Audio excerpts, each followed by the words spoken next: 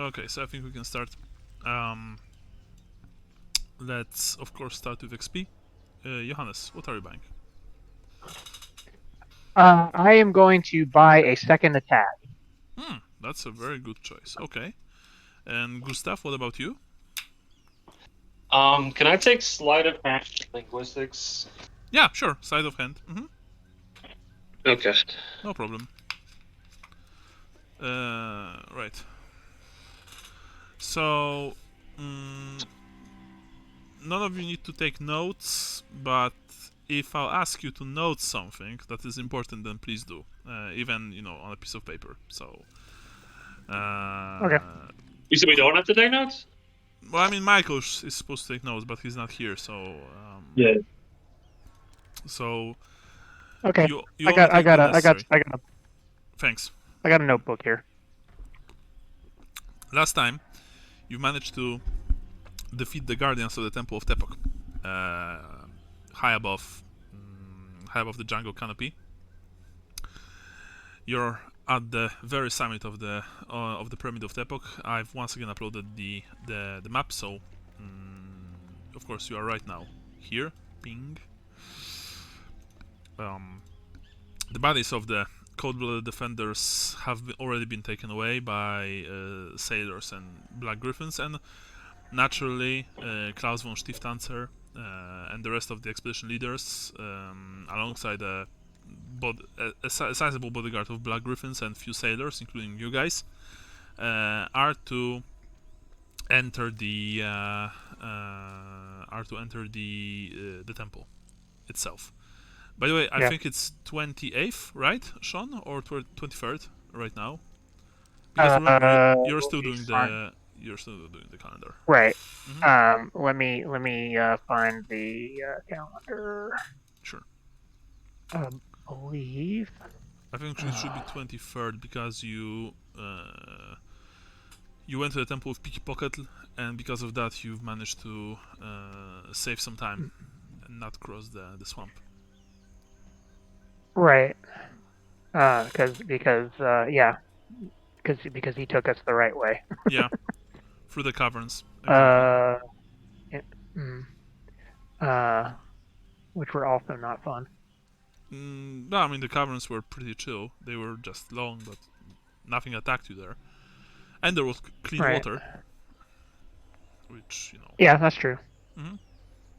There's also clean water here, remember, around the temple. Yeah. Okay, so while you're searching, Gustav, you and Marla, you took some wounds. You've been bandaged as best as possible by slightly inebriated Dr. Vakliger, but still you have some bandages on you. However, the pain is, substantial, to say the least. Your leg almost was removed from your body. So, yeah, you're hobbling slightly, but you're still alive. As I mentioned before, von Stieftanzer was initially very distressed about the outbreak of violence, but, as soon as it ended, he almost immediately forgets about this, about his regrets, at the prospect, of course, of venturing inside the pyramid. So, that's exactly what you're doing. First, you enter the Golden Shrine. The shrine from the outside, of course, is clearly made from solid gold, and it really boggles your mind to think how much it could be worth, if there was any way to transport it back to the old world, which there is not, by the way, of course. Inside, ornate carvings wrap around the interior of the shrine, depicting the feathered serpent overlooking a trio of strange toad-like creatures attired like emperors or priests. The carvings are inlaid with polished jade and turquoise. All of you think that they can be prized out of the wall. I mean, the gemstones could be gemstones could be gem, I think, right? Yeah, gem. Gemstones. Gemstones would be probably be it would be possible to pry them out of the wall, and they would be almost certainly worth a lot of money. However, no one, of course, is trying to do anything to them right now. My question is, Gustav and Johannes, do you try anything? No, Um, I do not. Yeah, Johannes is still sticking with his, although, he's very religious Sigmarite, he believes that he's religious in general and doesn't believe in desecrating Mm-hmm.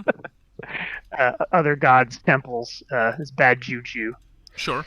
You can hear And that. it's definitely the 23rd, by the way. It is definitely the 23rd, by the 23rd. way. Thank you. Yeah, sure.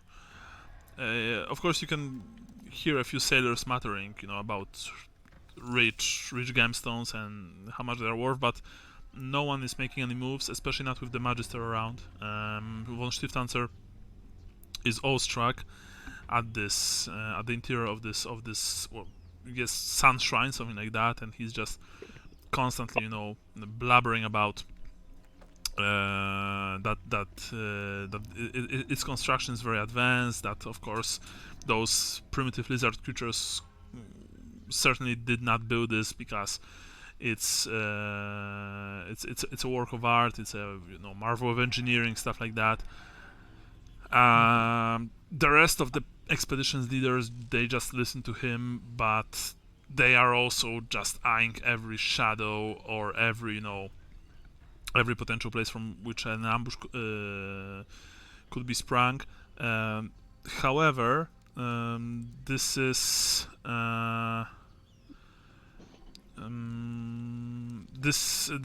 there's not really much.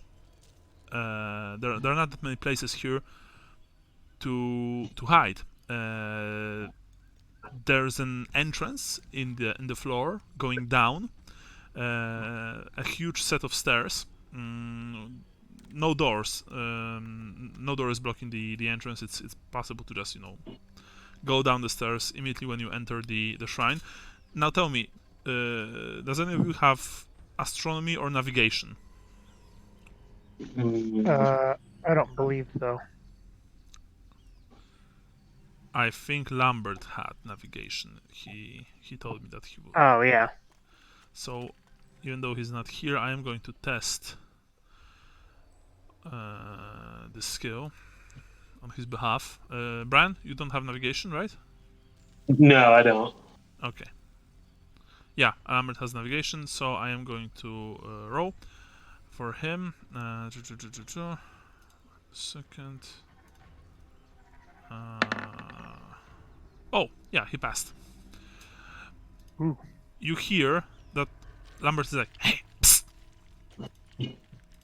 And, he does this conspirator-like hiss, so all of you can bend down and listen to what he wants to say. Mhm.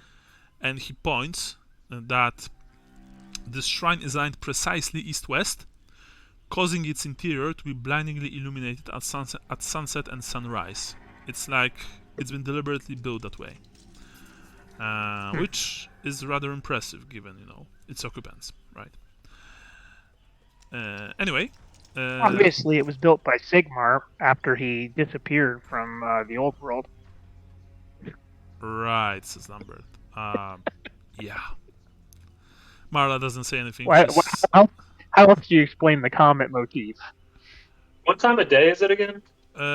It's I think it's early afternoon, something like that. Okay. Yeah. Mara doesn't say anything. She just nurses her head wound. It's clear that she has a huge headache.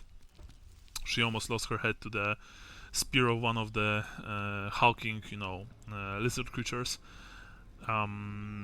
Interestingly enough, there are not too many twin-tailed comet motifs here. As I mentioned before, there's this feathered serpent, right? Yeah. And the three of those strange toad-like creatures squatting, on the ground, and they are dressed in a very priestly manner. Captain Van der Beek eventually says, "All right, we go down," and points to the stairs. Two griffins armed with handguns step up, and they lead the way. You follow. The stairs go down a long way, and the further you go, the colder it gets.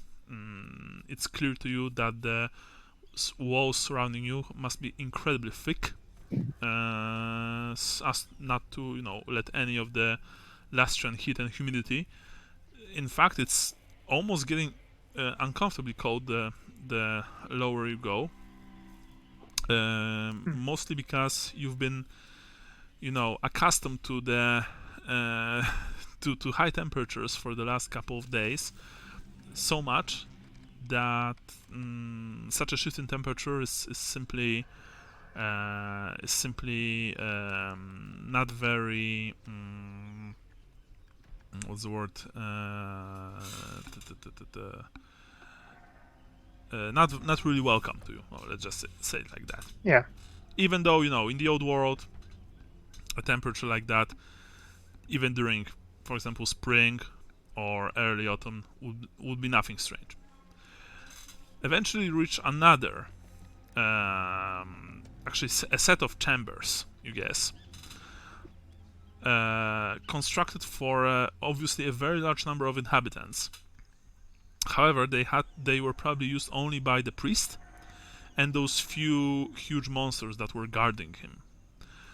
There are clay pots full of food, dried insects, and there are also some pots full of something fermented, smelling alcoholic. But also, this is a really strange smell. Few of the sailors, take out the pots very carefully. You can see that one of them raises the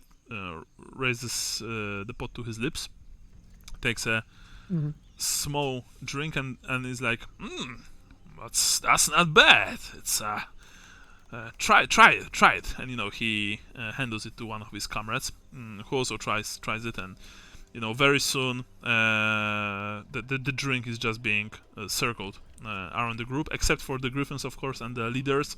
Captain says something, that you should be careful when eating or drinking any of this stuff, but he's not he's not prohibiting his men from trying this beverage. Do you guys do anything, by the way? Johannes declines to have any. I don't want Tepok's revenge. Sure, but you can also tell that that the rest of the griffins, they also don't tend to drink any of it. Marla, when she even took the clay pot, but when she smelled this, she just wrinkled her nose in maybe not disgust but displeasure, and says, "No, thank you. It smells really foul." Gustav, you've been given the clay pot as well. The liquid inside. Remember, there's really, there's very little light here. There is light coming. Interestingly enough, from high, because there's a. Actually, I'm going to show it to you in a few seconds.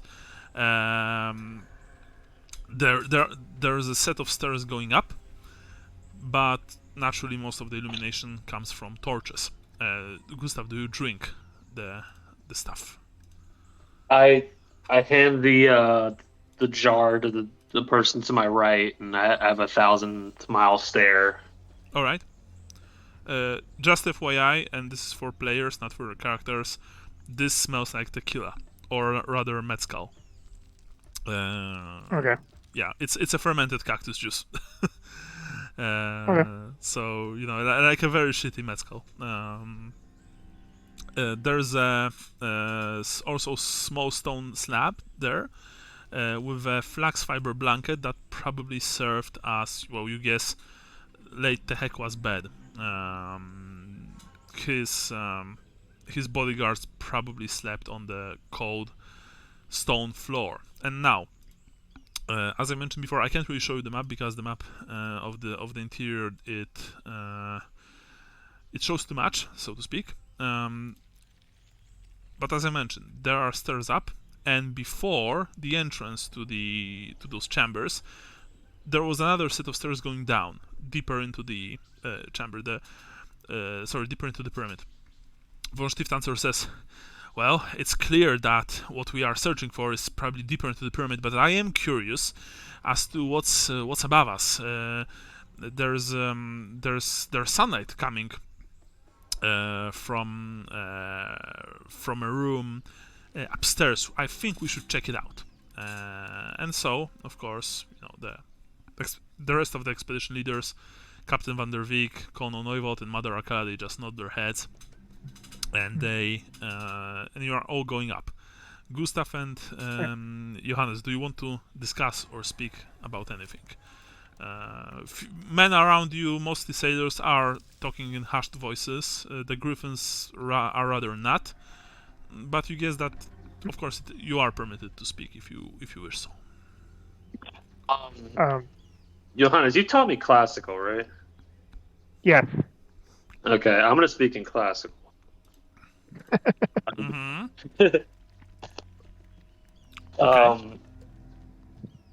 If I wanted to get in a boat and go and pillage, I would have joined the Northmen. Yes. We're here to earn our pay. That's it. Well, it seems more like we're looting these people. Well, it's just the sailors. They're not good Reichlanders. Do you speak out loud, Gustav? Yeah, in classical, yeah. Mm-hmm. But I presume that you're not speaking quietly. Not a whisper, no. Okay. So let me quickly do two things. Because I don't want anyone to see those two are whispering. You know what I mean? Mm-hmm, Yeah. sure. So I'm just speaking. Hopefully nobody understands. I think the wizards will understand classical. Wizard doesn't care. Neuwald, you can see, even if she listens to you, she's way too preoccupied with covering every single angle with one of her pistols. The captain suddenly turns sharply towards you, Gustav, and approaches you. And in a very good classical, asks, "Can you repeat that?"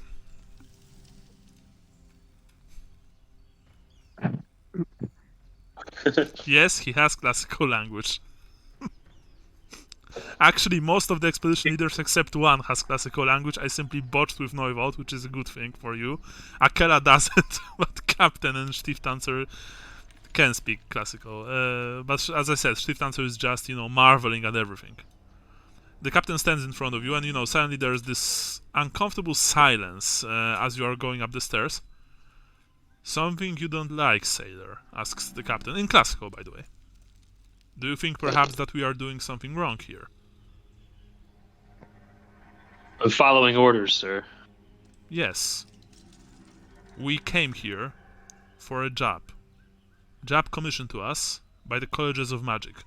What, do you think that we would just go to the New World, take a look at few of the, I don't know, stone tablets or whatever it is hidden in this temple and then go back? Of course we came here for money and for gold. The college is paying us, but I can tell you right now that if there are treasures here, we will take them with us. It is only natural." Yes, sir. You're correct, Captain. We need to take it and put it in the museum. "I did not spoken to you, soldier," says the captain to Johannes. Sir, I click my heel and walk away. "I don't want any defeatism here. You understand me?" And he looks at you, Gustav. "No Click my heels together and say yes, sir. No talk about desecrating, looting, or joining Norsemen, which, by the way, is probably one of the stupidest things I've ever heard in my life. Morale is supposed to be high. If you are so disgusted with what we are doing here, of course, you can. Well, he says that that. What's the word? You can. What? Wait a second.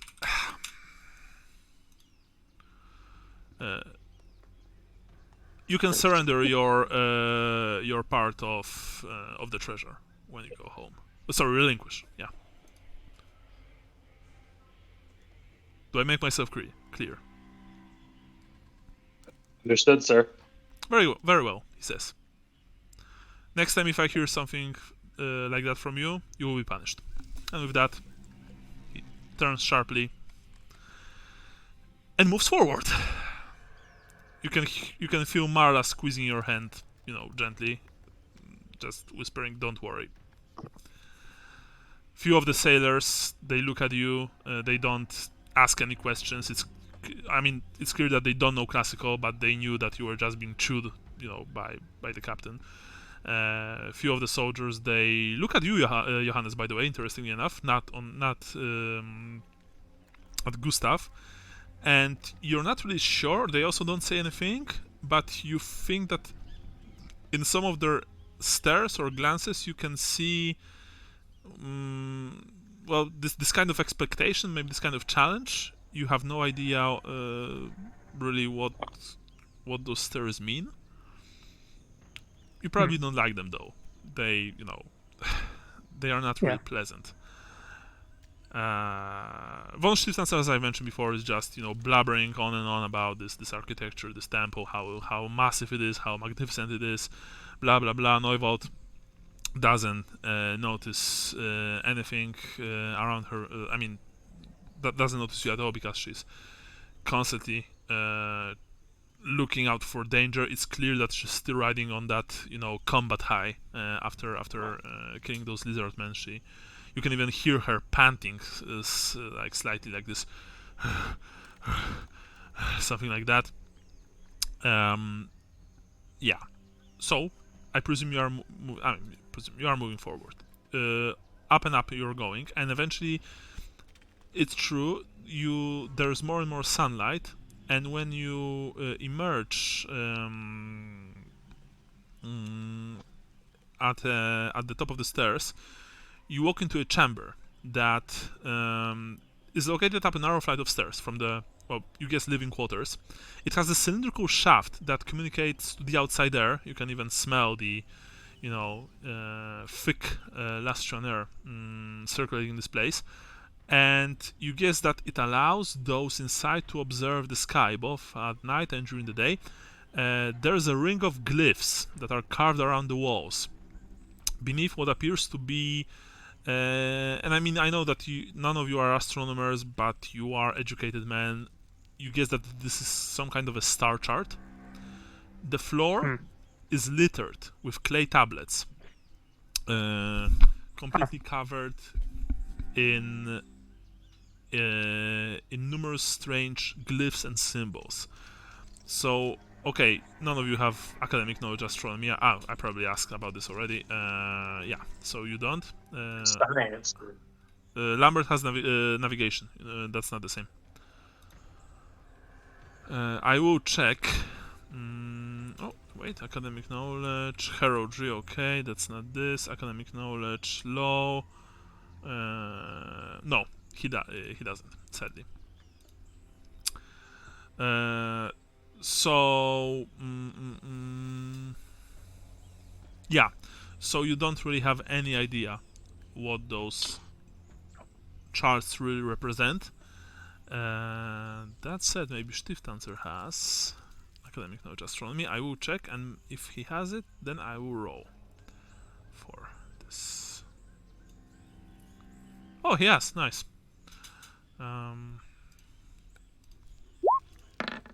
Yeah, but sadly, no luck. You spend a good few minutes here. There's nothing of value. There's nothing really interesting except those star charts, you guess. There's no gold or any kind of treasure. So sailors and the griffins are kinda disappointed that there's nothing here that they can probably take. You backtrack the living chambers, then you walk past the opened huge stone door. It's like a stone slab that normally divides or rather blocks this chamber from the outside corridor. It was open, by the way, and then when you go back to the main corridor, you go down the stairs. Down you go. It's getting incredibly well. None of you have claustrophobia, but by the way, the stairs are rather wide, and the ceiling is rather tall. It is obvious that this pyramid was constructed for many living beings, not just this priest and his guard. But even so, you have a feeling that you are going into the center of the earth. The only illumination that you have right now are the torches. If they would go out, you don't know if you would be able to find your way out. Eventually, you reach a horizontal. You reach a corridor. To your right, at the end, is a massive set of doors, or rather, massive set of doors with a strange seal, and to your left there is a shaft. So, the entrance to the right, and that's where you are going right now, is sealed by a large circular plug of stone. Branching lines of gold inlay radiate from the glyph of the feathered serpent at its center, running over concentric rings of carved stone glyphs, many of which seem to represent plants and animals. Johannes, roll me plus 30% magical sense, because I think that you have it, right? Yes, I do. All right. So please roll. Of course, I didn't write it down in my advanced skills, but it's intelligence. That's actually a very good idea. A very good question. I think so, right, Brian? Yeah, magic goes off intelligence. Okay. All right. So remember about -10 to your statistics, but other than that, if you've passed. If I had plus 30, if I had plus 30, then it'd be plus 20. So yeah. All right. So your sight immediately gets drawn to the seal, and you let out a whimper. Gustav, by the way, you and the rest of the group hears this. It's not like oh, or something like that. It's just oh. It sounds strange. It sounds like, maybe it sounds funny, but it sounds like Hannes has this some sort of constipation or sudden stomach ache. That said, this is not the case. The brown Johannes. wind. Yeah, the brown wind. This is not the case because you see that the seal is suffused with power. But to your eyes, this power is something that you've never seen before, ever since Sigmar opened your eyes to the real world around you. You can see subtle changes to your surroundings. Like, for example, things hidden in the shadow, they are surrounded by this almost dark like fog. There are streams of green jade energy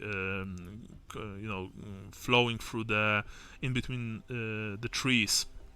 And when you look at the fire, there's this almost pulsing like additional mystical glow. But the seal, it pulses with all of the colors, which you don't really differentiate.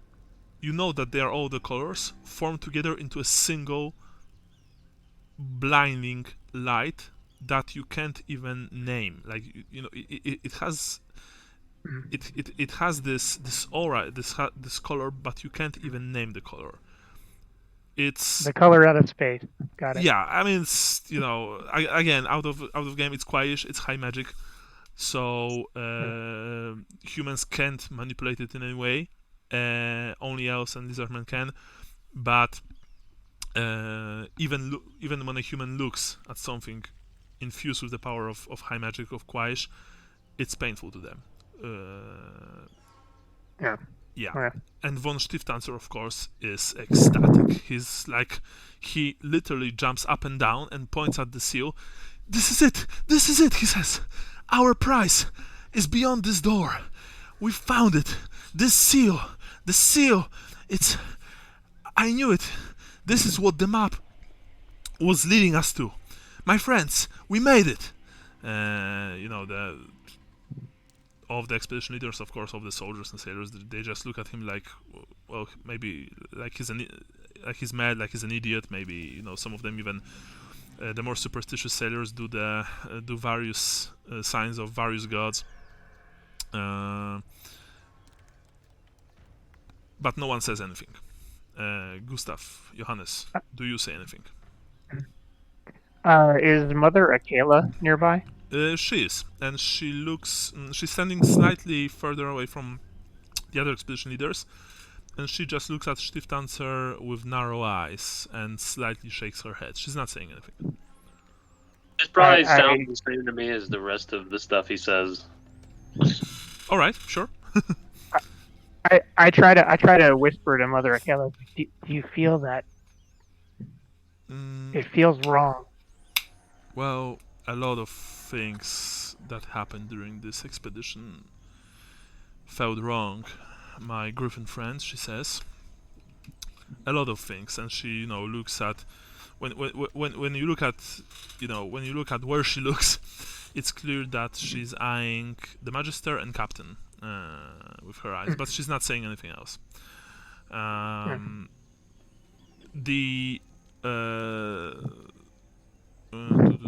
Wait. Yeah, anyway, von Stiftanzer says that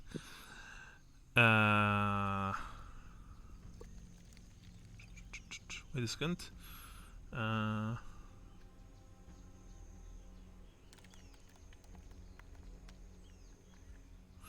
Von Stiftanzer says, right, we need to get through this door. And he looks at Lambert. My assistant, come forward. Touch the seal. Open it, he says. Lambert is like, do I have to?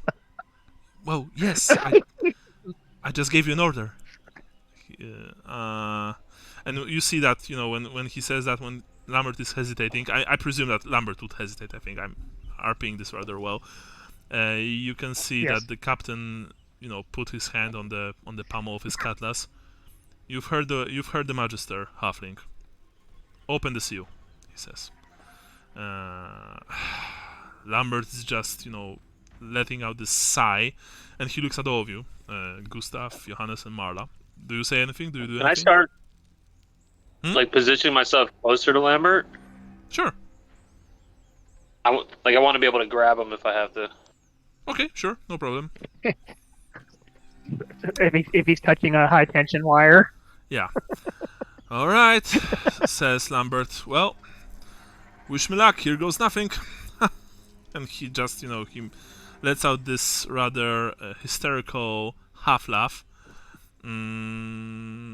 as he approaches the seal, which, by the way, I am going to show the seal to you because this I can do actually.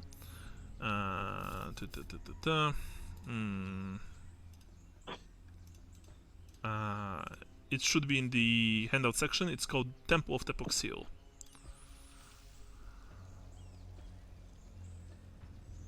Can you see it? It's below it's above the Temple of Tepok map in the handout section. A Temple of Tepok seal, yes. Yeah. So okay, yeah. Yeah, so that's how it looks. As I've said, in the middle there's this glyph of the feathered serpent. The lines coming from it are obviously made from pure gold, and you can hear few griffins and sailors, muttering about how much they are worth. And Lambert approaches the seal. That is, by the way, it's very big. Like it's the seal is the door, and the door is huge. Just so we are very clear. This is not a small entrance. It's, once again, everything in this temple is rather on the grander scale.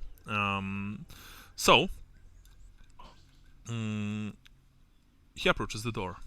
He extends his hand. You can see that the hand is shaking, by the way. It's obvious that Lambert, he's not feeling especially confident about this whole thing. And he touches the seal. And something happens. Now, what happens exactly?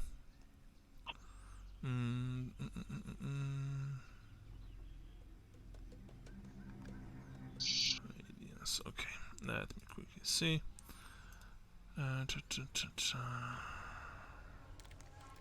Here it is.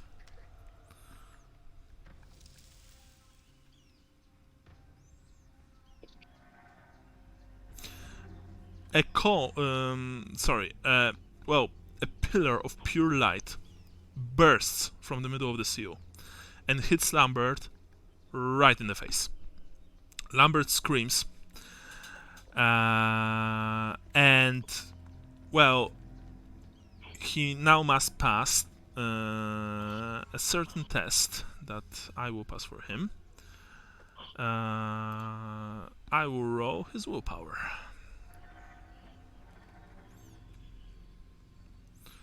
This by the way, came completely out of nowhere. You were not expecting that. There's, of course, no sound. It's just a blinding flash of light. Interestingly enough, it's focused mostly on Halfling. So even though, the entire corridor suddenly got illuminated, all of you are not really blinded by the light, but Lambert got struck in the face. So, okay, let's roll willpower. No, I will reroll that with his luck point. There you go. He managed to turn his head mostly just in time. However, he still screamed and fell back. He actually fell on his back. Not just, fell back a few steps, but fell on his back, and he's clutching his face, cursing and yelling, "I'm blind! I'm blind!" And all right, and what this means is that for some time he'll be completely blind. You can see that Neuvold, she looks at what happened, and she's like, she just smirked. Captain actually took a few steps back and half drew his cutlass, expecting probably some trouble. Von Stiftanz is like, oh, I wasn't expecting that. Only Akela runs towards Lambert. She cradles his I run head. to Lambert too. I never need to check him. Yeah. She cradles his head and snaps her fingers in front of his face, saying, "Halfling, do you see that?" And Lambert is just, "I can see shit. I can see anything. I'm blind." You approach him, Gustav, and, well, when you look at his face, it's clear, it's like people who can see. His eyes are, they're not looking. He's not looking at you. He's looking, like, for example, somewhere over your left shoulder. He's completely terrified, and yeah. Is his face burned or anything? No, there are no burns. There's no damage. You don't smell any singed hair or burned skin. He looks completely fine. The rest of the sailors and the griffins, they look very uneasily at what happened at him and at the temple door. At the temple seal. Akela, she looks at you, Gustav. I think it would be best if he would be escorted outside of the pyramid. Maybe Dr. Vakliger will be able to help him, she says. But you can hear that she's not like confident in her own words.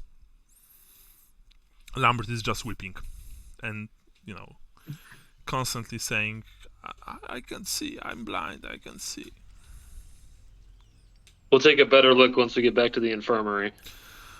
Oh, for Manann's sake, says the captain. You two, he snaps at two sailors. Get this halfling topside. Get him to the infirmary. He won't be of any use to us here, he says. The two sailors, they approach Lambert. They grab him by, under the arms, and they just take him up right outside. Right, says the captain. Well, that was unexpected. Magister, can you do something about this? It was obviously some kind of defensive spell, based on the light wind of magic, which, is my specialty, honestly. Magic of Hish, and he says, yes, I understand, says the captain, but can you do anything about this? Well, I will need some time, probably a few days, to study the seal before I can open it. I could probably use my assistant, but it seems that he's blind right now, so he won't be of any use to me. Which means that I will simply need to meditate on this matter here. Very well, says the captain. Colonel, please place this corridor under guard and leave the Magister to study the symbols on the seal. The Colonel, of course, she salutes, and then gives instructions to two of her griffins to stay in this corridor, of course far away from the seal, to make sure that no one will interrupt the Magister. Alright, there was also this shaft coming down. We need to investigate it, says the captain. Let's go. Von Stiftanzer. Yes, sir. You can see that he sat on the floor cross-legged in front of the seal. He makes some strange symbols in the air, and you can see, Johannes, that there's light gathering around his fingertips, and you know that this is the light that only you can see. It's not really there for everyone to witness, but you can see that the light is gathering around this man's fingertips, and he starts humming this strange, unearthly melody, combining it with some words, probably to pry the secrets of this seal from the stone. At least you guess so. That said, you need to go forward, so eventually, of course, you are led away from the seal. And as you are walking to the other side, to the other end of the corridor, Marla is whispering to all of you, "This is barbaric. What if Lambert is permanently blind? I mean, this is horrible. Can't we do anything about this? Can we ask this mage to maybe heal him or something? I don't know." I don't know. I want to take a better look and better light. I mean, if it's magic that caused this, maybe light magic can undo it. Well, it was certainly light. I mean, it looked like he got hit in the face by a pillar of pure light. I don't know. This whole expedition is cursed, I think. I'm gonna whisper this time. I say, we should have never come here. I agree, she says. I think this place is cursed. What do you think, Johannes? I think that we should be careful and not let the captain or anybody else hear us. That's why I'm whispering, she says. Oh, sorry. Yeah. I mean, I didn't say that, but she's talking to you very quietly, and she makes sure that no that not only she's not heard by the expedition leaders, but also by by the Griffins and other sailors as well. Eventually, I sorry? tell her.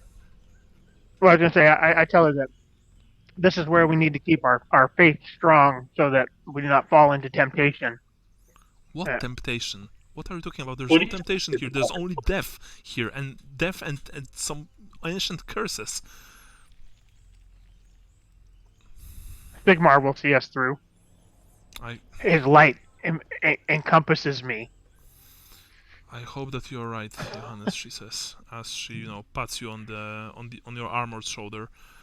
I hope you are right. Gustav, you were saying something? No, I was just in shock that didn't hear what he was saying. Yeah. Like, what the fuck are you talking about, Sigmar? All roads lead to Sigmar. Come on. What does this have to do with Vietnam, right? from Big Lebowski. Yeah, pretty much. Yeah. Yeah. What the fuck does this have to do with Vietnam? Yeah. Yeah. Yeah.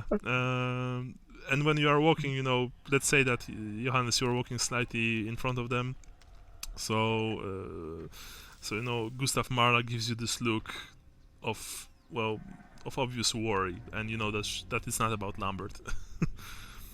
But she doesn't say anything else. Eventually you reach the far end of the corridor. And at the other end of the corridor, from the tomb, is a seemingly bottomless pit.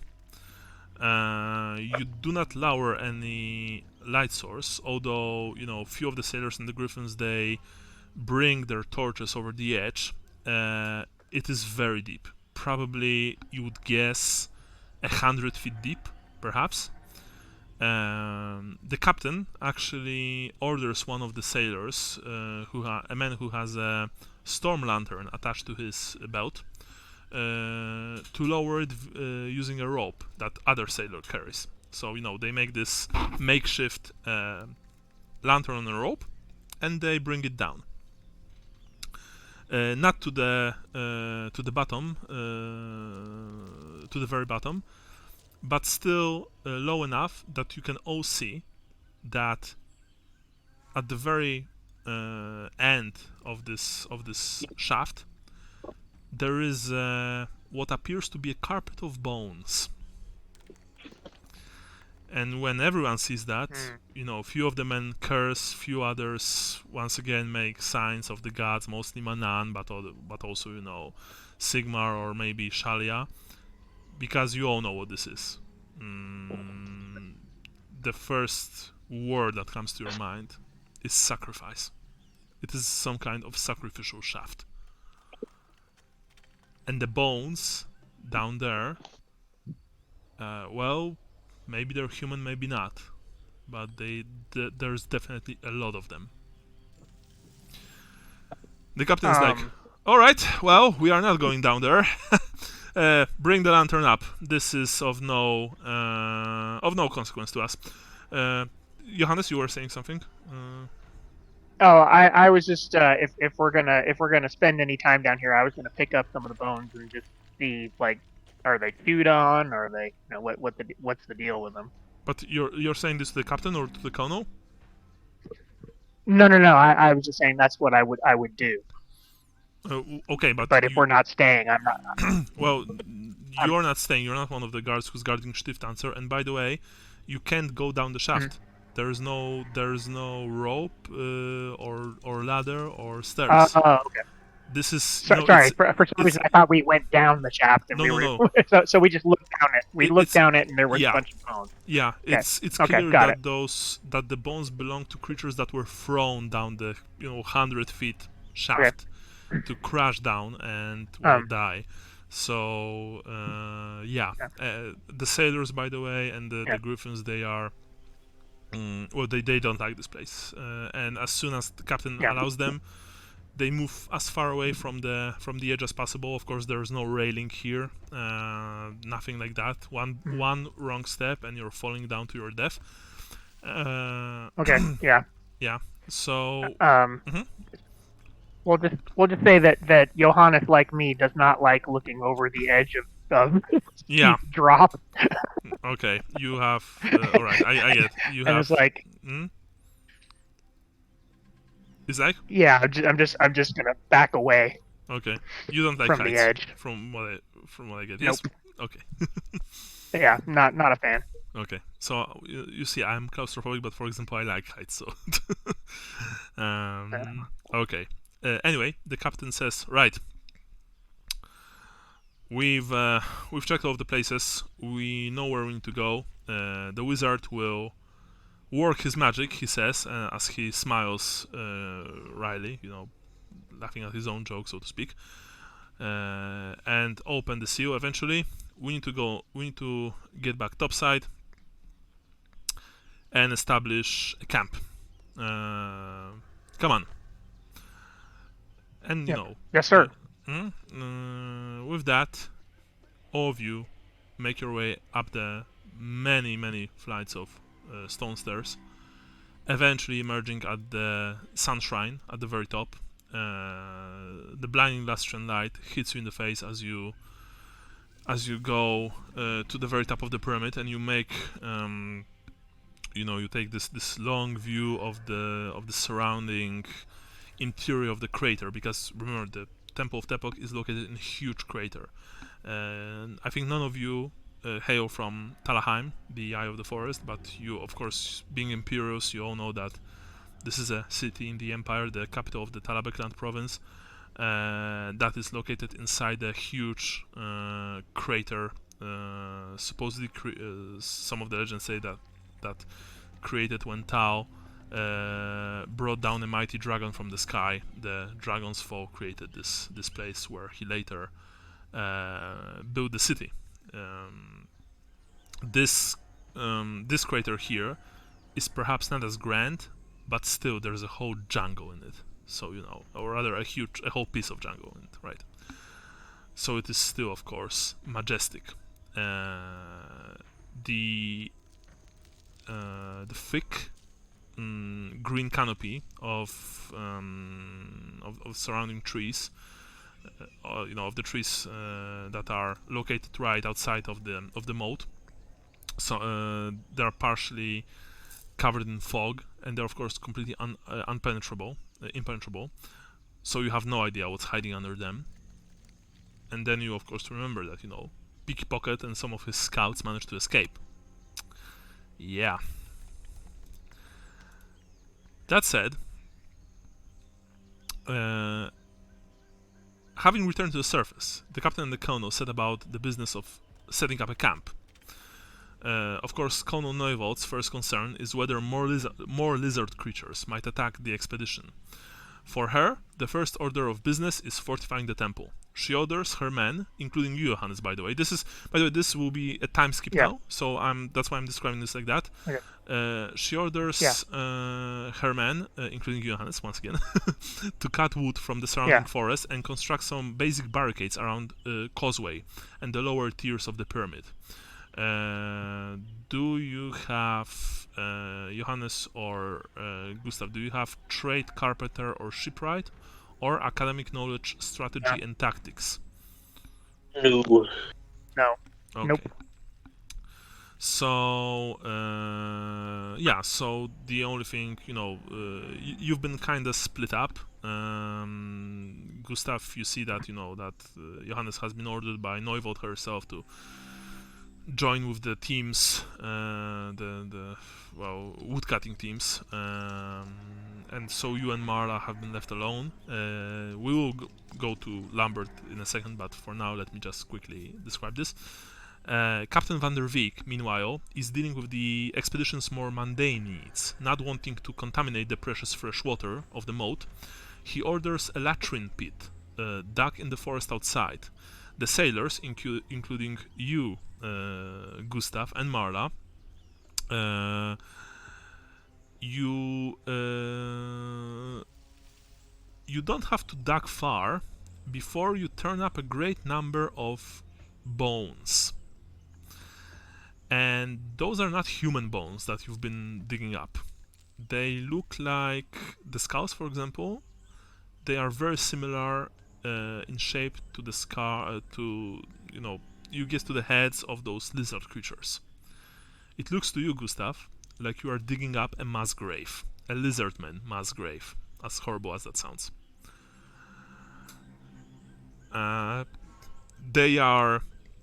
The bones to you, Gustav, appear extremely ancient. They belong to both the large reptiles, the ones that you fought at the top of the pyramid, as well as the little creatures, the skinks. Do you have academic knowledge science? Yes, I do. Roll me plus 20%. Okay, 1 second. I think I got kicked. No worries, no worries.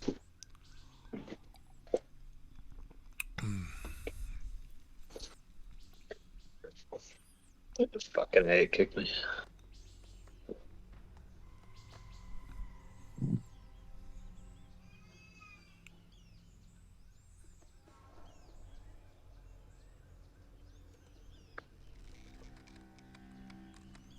Nice. Oh.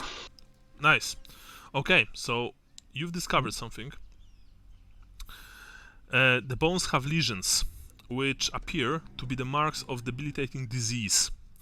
And since you rolled very well, you recognize that the lesions are similar to those reported to have been caused by the final stages of the infamous Black Plague. Yeah, and did you had 4 or more degrees of success on your roll? I think you had. My intelligence is pretty high. I rolled an 8. My intelligence is 63, and it was plus 20, you said? Yeah, so 83. Okay, so this is the final thing that you've discovered, really, and it sends a chill down your spine. The bones appear older than the first recorded incidents of the Black Plague in the Old World. I need to take this to the wizard. You know, all right. However, you know that the wizard is. I mean, he didn't say that outright, but both of you, Johannes and Gustav, and Lambert as well. Okay, maybe not Lambert because he was taken upstairs first. You know that the wizard didn't told this specifically, but it's clear that he doesn't want to be disturbed. Okay. So perhaps I'm gonna perhaps to the captain. Yeah, I want to tell Johannes, if he's right next to me too, that this is pretty crazy. I am not. Okay. No, because yeah. I'm cutting down trees. Yeah, you can tell this. I mean, you can tell this to the sailors around you. Yeah, or Marla to was right there. You can also go to the captain, to Mother Akela, to Kono if you wish. But if you are saying this to the sailors and Marla, they become very averse to touching the bones because they fear that they may still carry plague, and they insist on digging a new pit elsewhere. You know, the sailors say, ain't no way we're touching them bones if you say that there's black death on them. No siree. Stuff like that. It'll jump up and grab your willy. And you're trying to take a shit. Mother Akela is probably the best one to take it to then, out of those people. Alright, so after you dig a new pit elsewhere where there's no mass grave, you and Marla go find Mother Akela. She's walking, between various tents in the camp. Like, quite a few soldiers and sailors have their own small tents. Not everyone, but still. Like, for example, I know that you guys don't have your own tents. You find her. She once again is right where she's most needed, giving words of encouragement to the sailors, sharing a drink with them, laughing with them, making sure that that they feel as comfortable as possible in this alien place. You approach her. She turns around. She looks at you and smiles. Oh, Gustav, Marla, so nice to see you. How was the latrine duty? And she smiles once again. Her pearl white teeth, they practically reflect the sunlight. Is there something wrong? Yeah, you seem to be pretty well liked and respected by all. So I have something I wanted to bring to you. Maybe you know. Oh, thank you, she says. The What best is place it? to go with this information. All right, but is it something potentially dangerous? If so, then you should probably tell the captain as well. Or you can tell me and I will decide if the captain should know about this, and she winks at you. I wanted to tell you first. He doesn't seem to like me so much right now. Oh, you don't have to worry about this too much. I don't think the captain likes anyone. Really. What is it then? How can I help you with? What can I help you with? I imagine I have a skull or something like wrapped in like a burlap or Sure, canvas or something. I'd sure. like set it down on the ground and unfold it to show her the we found this mass grave with all these different lizard people in it, and it seems older than the Black Plague that we had in the old world, but they have these lesions here that are characteristic of the Black Plague. She takes a step back and she looks at you. This is not still contaminated, right? You know that is probably not. Probably the plague already died out long time ago. Yes, this is thousands of years old, I believe. Thousands of years old, so it's older than the Empire. Indeed, I think so, right? Like I'm not just making this up, right? You have a pretty good idea that it's probably older than when Sigmar walked the Earth. So that in itself is pretty mind-boggling to you. Marla's just she's silent. She just looks at the skull, looks at Akela. Akela, I can see, she looks rather uneasy as she looks at the skull, and probably not because you said that it belonged to a plague victim. She tells you, it's an unlucky business digging up graves. This thing's gods might not be the same as ours, but in my experience it's best to stay on the good side of as many gods as you can. But thank you for bringing this to me, Gustav. This is important. I presume that you did not dig the latrine, where you found those bones, right? No, we moved it. All right, that's good. That's good. Right. Well, so first of all, I would take this skull as far away from here as possible, and maybe not discuss dead plague victims and dead ancient plague victims with the rest of the expedition. After all, sailors and soldiers are rather superstitious folk. And well, that's it really. Once again, thank you for bringing this up with me. I'm sure we'll speak soon. Oh, do you mind if I ask you something personal? Yes, but before that, I think that you probably would like to know. Your friend regained his eyesight, fortunately, and not because of good Dr. Vakliger's ministrations. It just returned on its own. That's good news. Yes, he's still in the medical tent. He's freaked out, but he can see perfectly. Well, magic, right? So you want to ask me something? Ask. Do you fear the consequences for what we did back there in the temple? You mean to these people? You mean fighting those creatures? Yeah. Well, I'm certainly expecting that there will be some consequences to this. But I am also not naive to think that coming here and experiencing all those horrible things on the way to the temple. I mean, we probably should expect some kind of trouble from the locals, right? Remember the fight at the swamp with those right, fire that wasn't with the fire spewing creatures, and before that those Estalian bodies near those stone serpents. I mean, something killed them. They didn't just die of old age there. Do I think that we did something wrong? I don't know. I mean, Magister wanted to enter the pyramid, which was completely reasonable. After all, that's why we got here. Kono perhaps acted a bit too immaturely, she says. Aggressively, I think that's the right word. As I said, I think that,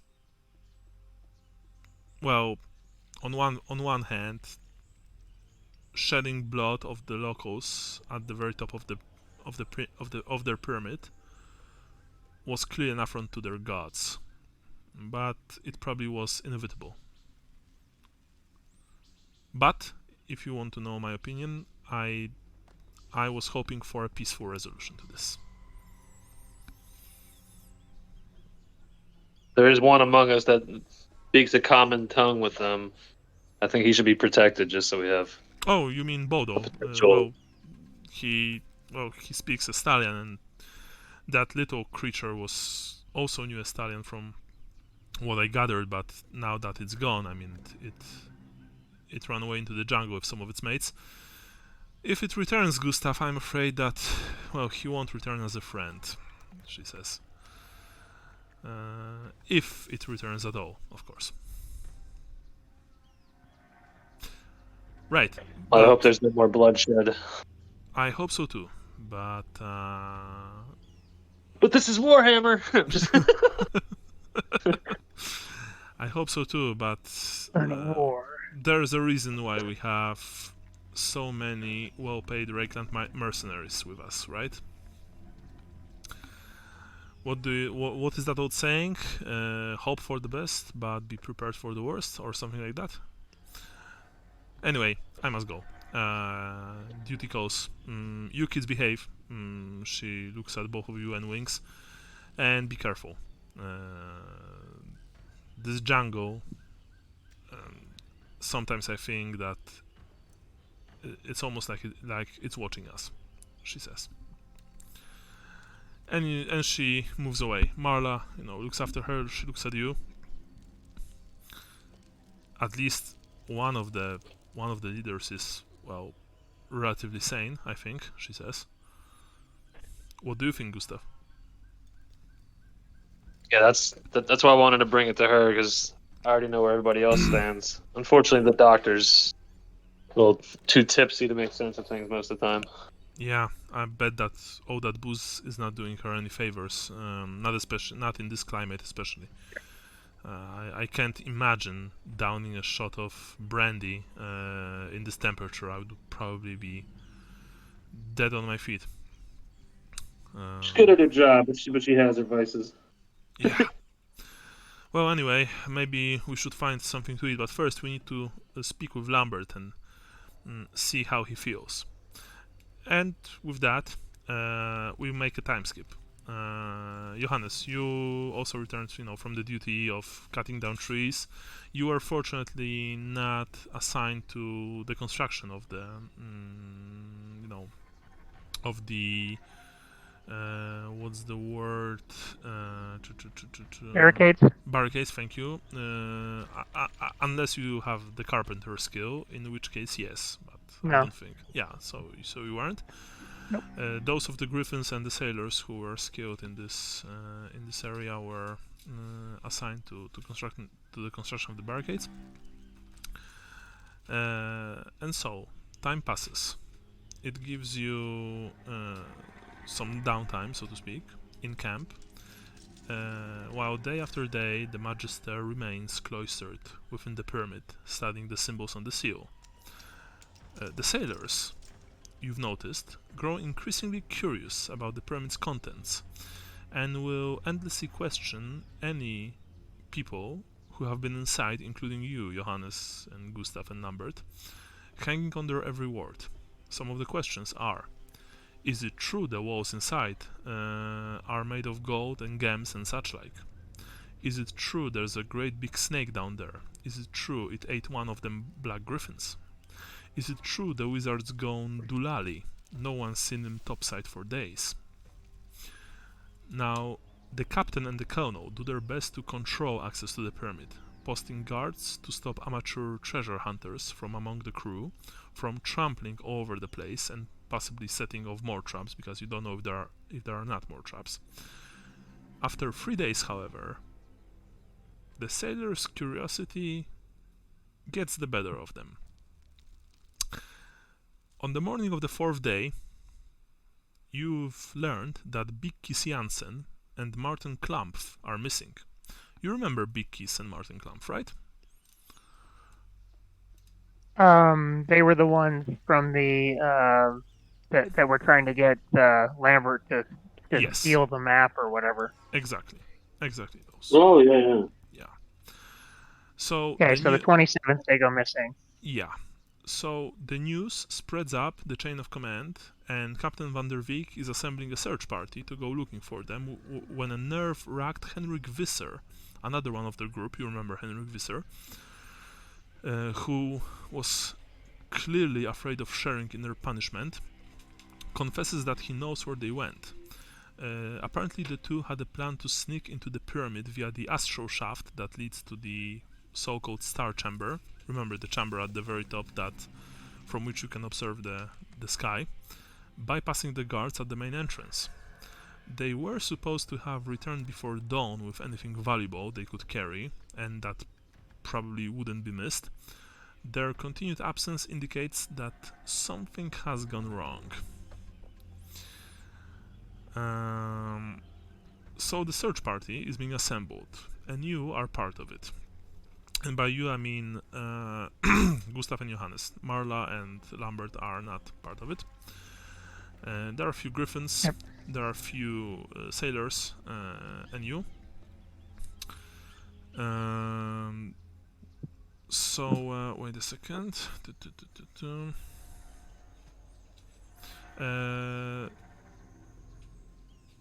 So all of you make your way up the stairs. It is very early on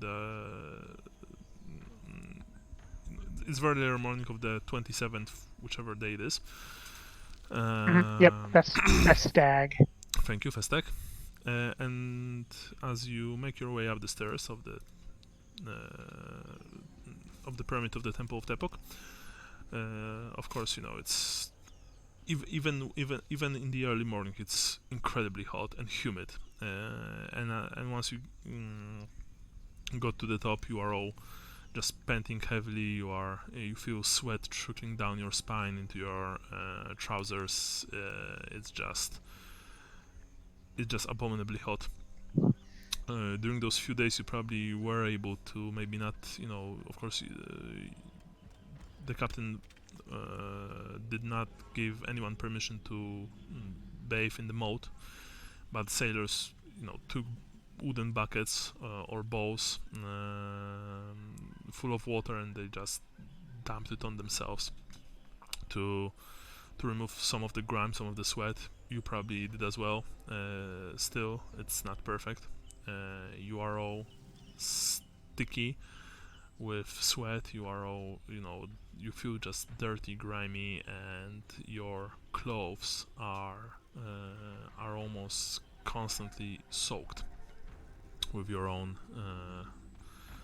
bodily fluids. Living in the jungle is cool. So you enter the pyramid to look for Big Kiss and Martin Klampf. The captain even asked von Stiftanzer if he saw them, but the wizard, engrossed in his studies, said that he saw no sign of them. But there are signs of their passing in the star chamber, where a few of probably the Hekwa's clay tablets have been broken. On the lowest level, you find a rope dangling down the sacrificial pit. It seems Kiss and Martin climbed down into the pit in search of treasure.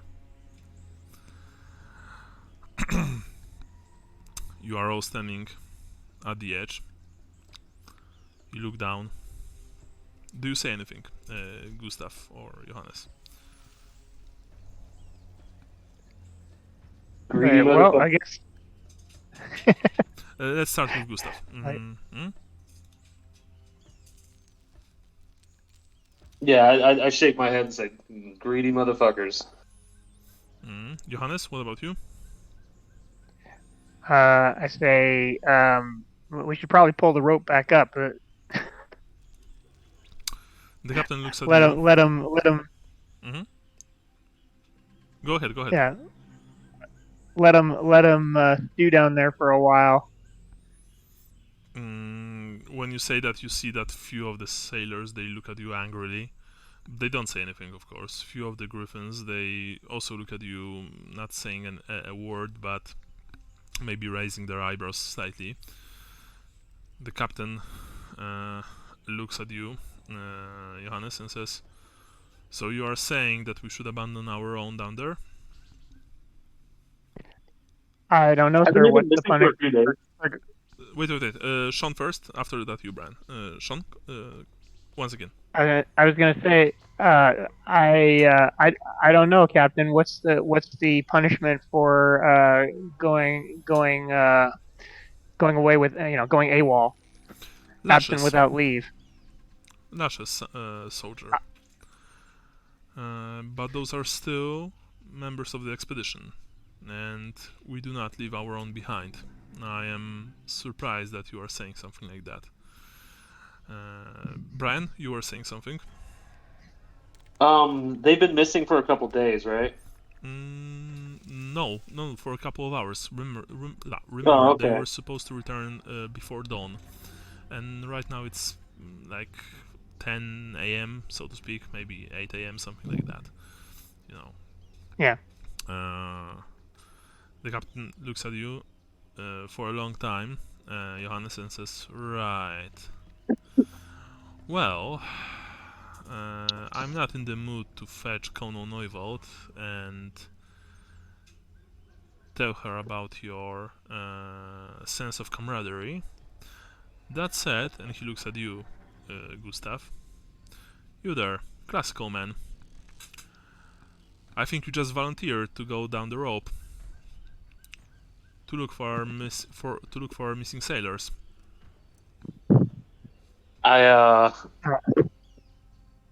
Yes? I kind of glare, click my heels together, and say, "Aye, aye, sir," Excellent. and hop to it. I will go. I will go with him, sir. No, you will not. You will stand your ground. This is an order.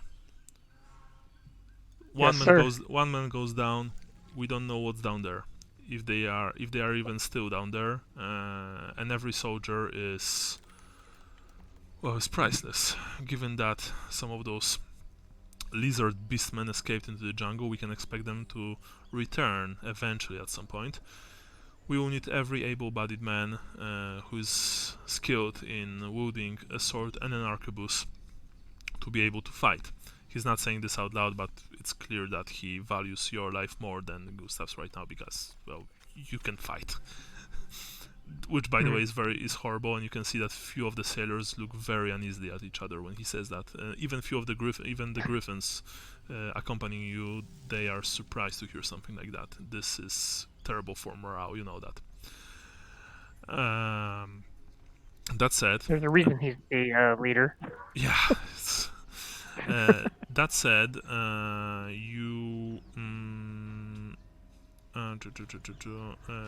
he orders another rope to act as a safety line, and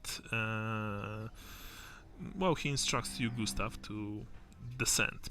How this works is there's good news and bad news. You will need to make only a single, very easy +30 scale sheer surface. If you fail, you will take some damage, but it's not like you will fall because of the safety rope. However, if you botch, it will be nasty.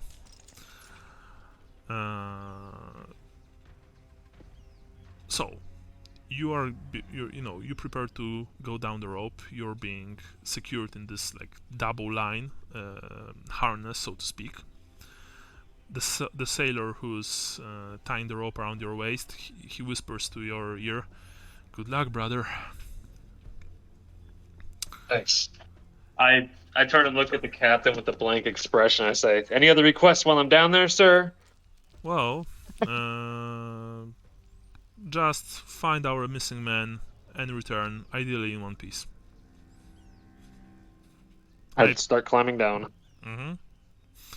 I was just saying that to just make him look like more of an asshole in front of his men. Yeah, you know, when he finished like his speech to you, because he knew that you were giving him a lip, he smiled in this rather nasty way, but he didn't say anything else.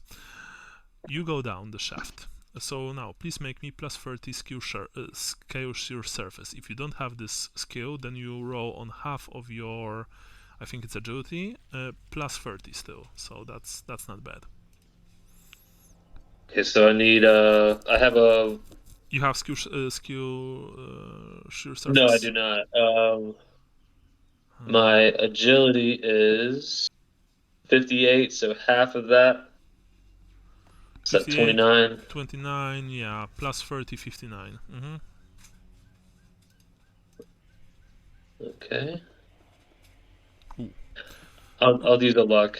Okay. I've got one left. Mm-mm. Yeah. Oh, yeah. God. Yeah. That's I hope the captain feels bad at least.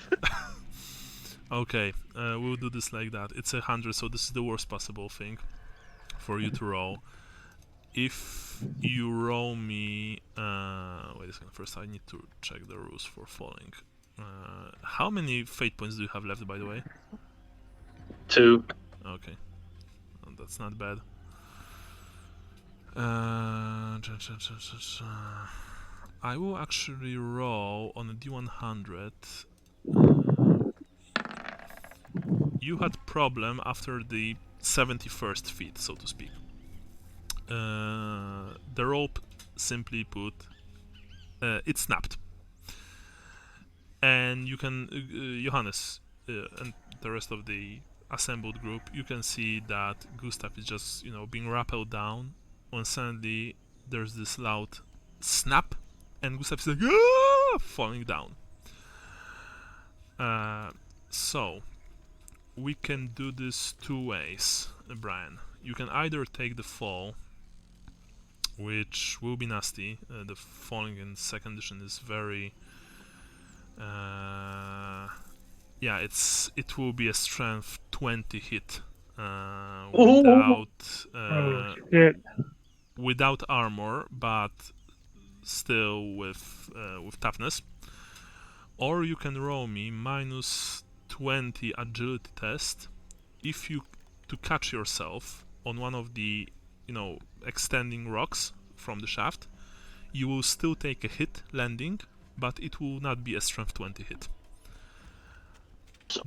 That said, if you fail, if you botch this, you immediately lose your fate point.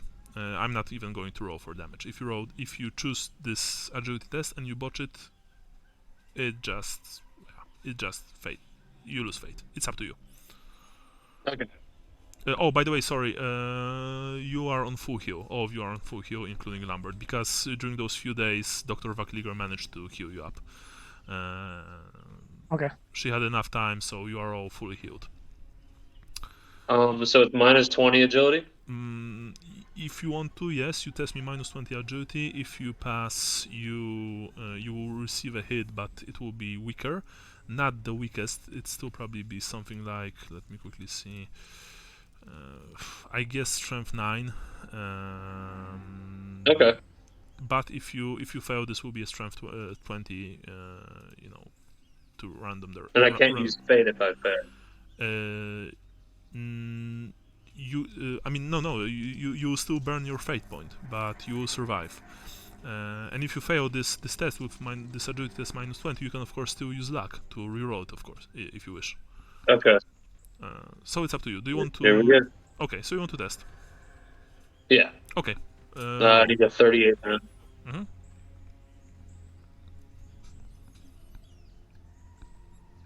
I guess luck. This is my last luck today. Sure. Nice. Oh, very nice. Nice. Legless. Yeah. By the way, Gustav, you were also, of course, given this storm lantern attached to your belt by one of the sailors. You won't have to worry about it breaking or covering you in oil. in burning oil. So Johannes and the rest, you can see that Gustav, when the rope snapped and he starts falling, he desperately reached for one of the for a crack in the wall, in the stone wall of the shaft. It kinda eased his fall slightly. He still lost his grip and he still fell on the bones, but not with the velocity that he initially had. So now, Gustav, I'm going to roll where you are receiving your hit. I'm not. It's an arm. I'm not going to reverse this. This roll. So it's 26. This is right arm. And this is a strength 9 hit. So after that, this a total of 15 damage. You don't count armor, but you do count your toughness. Okay, so that's 11 damage. Okay, 11 damage go through. So how much do you have left? 5. All right. Yeah, all of you heard Gustav crashing onto the pile of bones. You can hear his, like, not even a yell or cry of pain. It's just this sound as Gustav, as you can feel the entire air escaping your lungs because you fell on your back.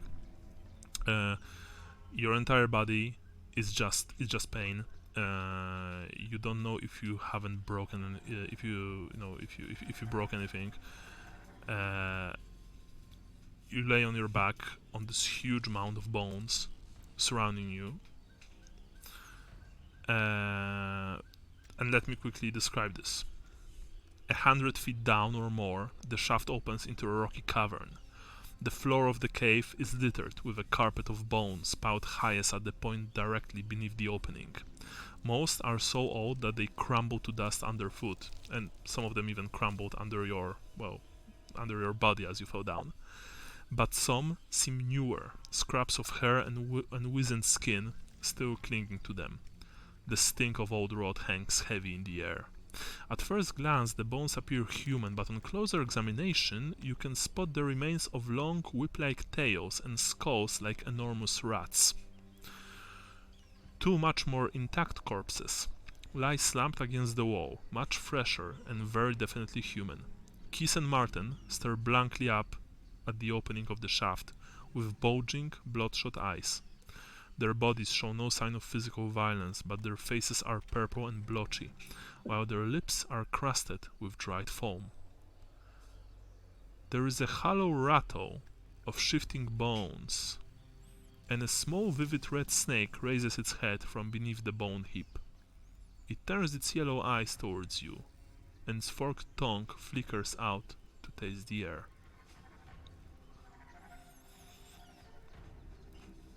But for now, let's take a few minutes break, and we'll return Okay. very shortly. Okay. Sounds good.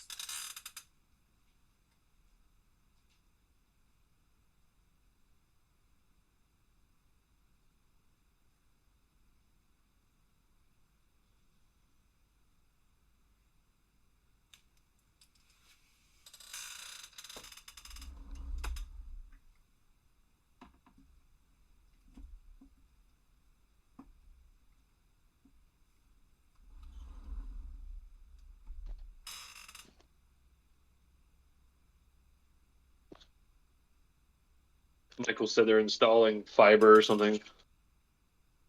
Oh, is that what he said? Yeah, so he's out today. Oh, I expect that. And his phone is only doing like 3G. Mm. Yeah, that's always fun.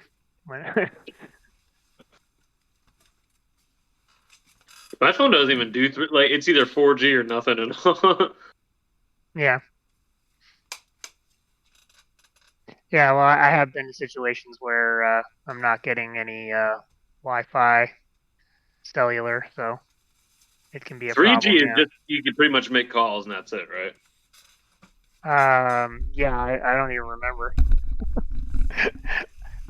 So many G's ago. But yeah, I mean, the 3G for data transfer, I'm sure, if it's even possible, it's going to be pretty piss poor. Dude, I went from like not really giving a shit about the Epstein stuff to like Yeah. all about it now. Yeah. Well, I mean, that's I hear you. It's kind of like, It's getting crazier and crazier, man. yeah, well, it's like, why are they fighting it so hard? Like, if Oh, you're I not know. guilty, yeah. But So, It's crazy how he doesn't even see the optics of that. You know what I mean? mm-hmm. so do you guys really think Like, that here, that he was blowing Clinton? Bubba. No, no, somebody. Either that or a pool boy at Mar-a-Lago or something. Yeah. Yeah, probably. Well,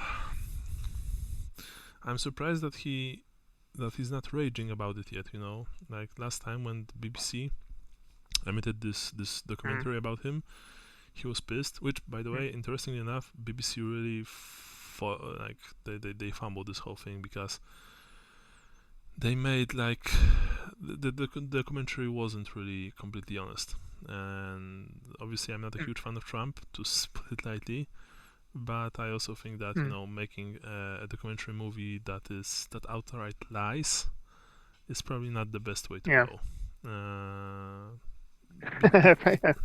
Because they edited in a way that he was saying that we are going to take the Capitol Hill, something like that, and he didn't said that, or at least not in the way that you want to fight like hell or something. Yeah, not in the way like the BBC presented it. So they really fucked up here. But and he was saying that I'm going to like sue them for $1 billion, right, or 70 billion. And now it's 5 billion. Yeah, it's 5 billion. So if something like that pisses him off, then why isn't he saying anything about accusations of him blowing another dude? That's kind of weird to me. Yeah. I have to be completely honest. I mean, like CBS getting sued and like it sucks seeing American media companies get compromised, but I'm very concerned that the BBC is going to bow to Trump because that's like British broadcasting. That's different. It's like another country now. You know what I mean? He's going to control the media in another country. Are you serious? Like, oh, but that's the thing. Will they bow to him? I mean, first of all, the lawsuit is absurd. They are not going like no broadcasting station in the world can pay $1 billion to someone who says that. Well, you know, He- you He's did going me to take their wrong. broadcasting license away in the United States. Perhaps, but you know, who cares? I think that I think True. that he's not going to win this one. I hope they stand firm. I mean that's kind of their sovereign that's their sovereignty Yeah. at stake. You know what I mean? I'm not a huge fan of the modern BBC. Not a huge fan of their social and identity politics. I think they are taking this a bit Yeah. too far. Like the entire UK is taking this a bit too far. Like you can be arrested for a meme, which is just stupid. But Yeah. of course, I don't think that they should pay Trump. That they should be forced to pay Trump any money. Yeah. So anyway,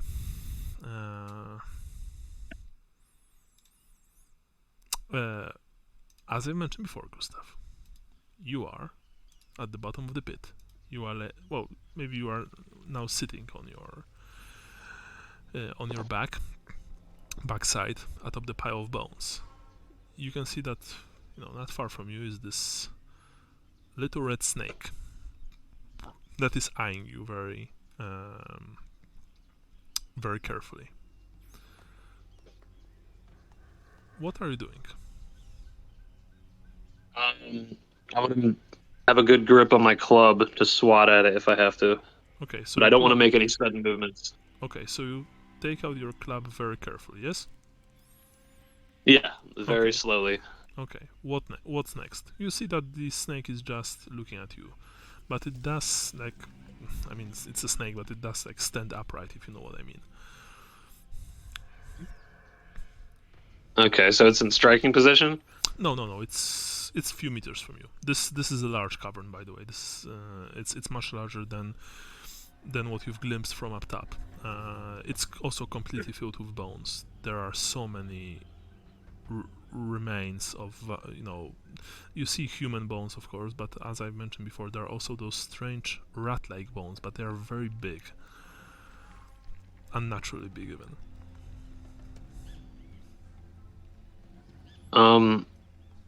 I guess I need to get to my feet and get in a position where I could jump and swat or whatever I have to do. So a defensive stance of some sort. Okay, so you get on your feet. I also think, I guess that you're getting on your feet slowly, yes? Yeah, Okay. Snake doesn't do anything. It just looks because at I don't know you. how fast it is either. Yeah. It just looks at you. Its tongue flickers in and out.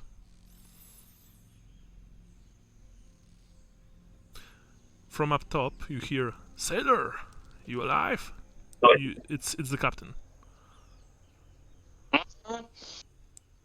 Once again, sir Ben. I go so I'm not opening my mouth or moving, but I'm making a sound so they could hear me. What? You need to speak. You need to speak louder. I can't hear you, boy.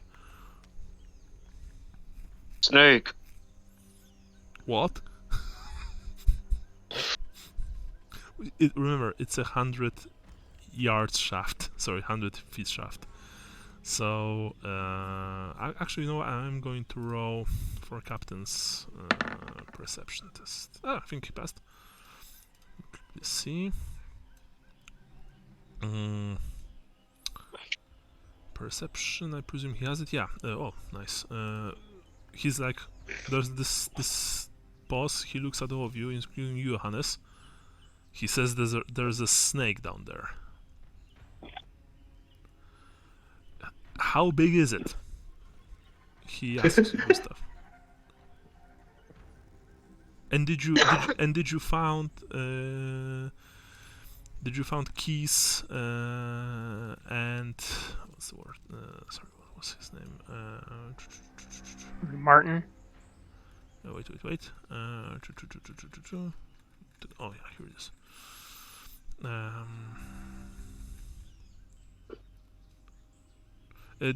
Did you found Keys and Martin? I'm not gonna answer. I'm gonna not taking my eyes off the snake. Because like this is what you do in real life when you see a snake. You do not take your eyes off that motherfucker. I'm gonna reach behind me to see if I can find the safety rope, like against the wall. Both of your ropes broke. Remember, that's why you fell. Oh. Yeah. It's not like the second rope was right next to you. You were tied with two ropes. Okay. So, and when you take, I mean, I know that you said that you're not taking your eyes off the snake, but if you take a glance up, then you'd see that, the remains of the rope are like 9 to 10 meters above you. Oh, wow. Okay. Yeah. So the fall.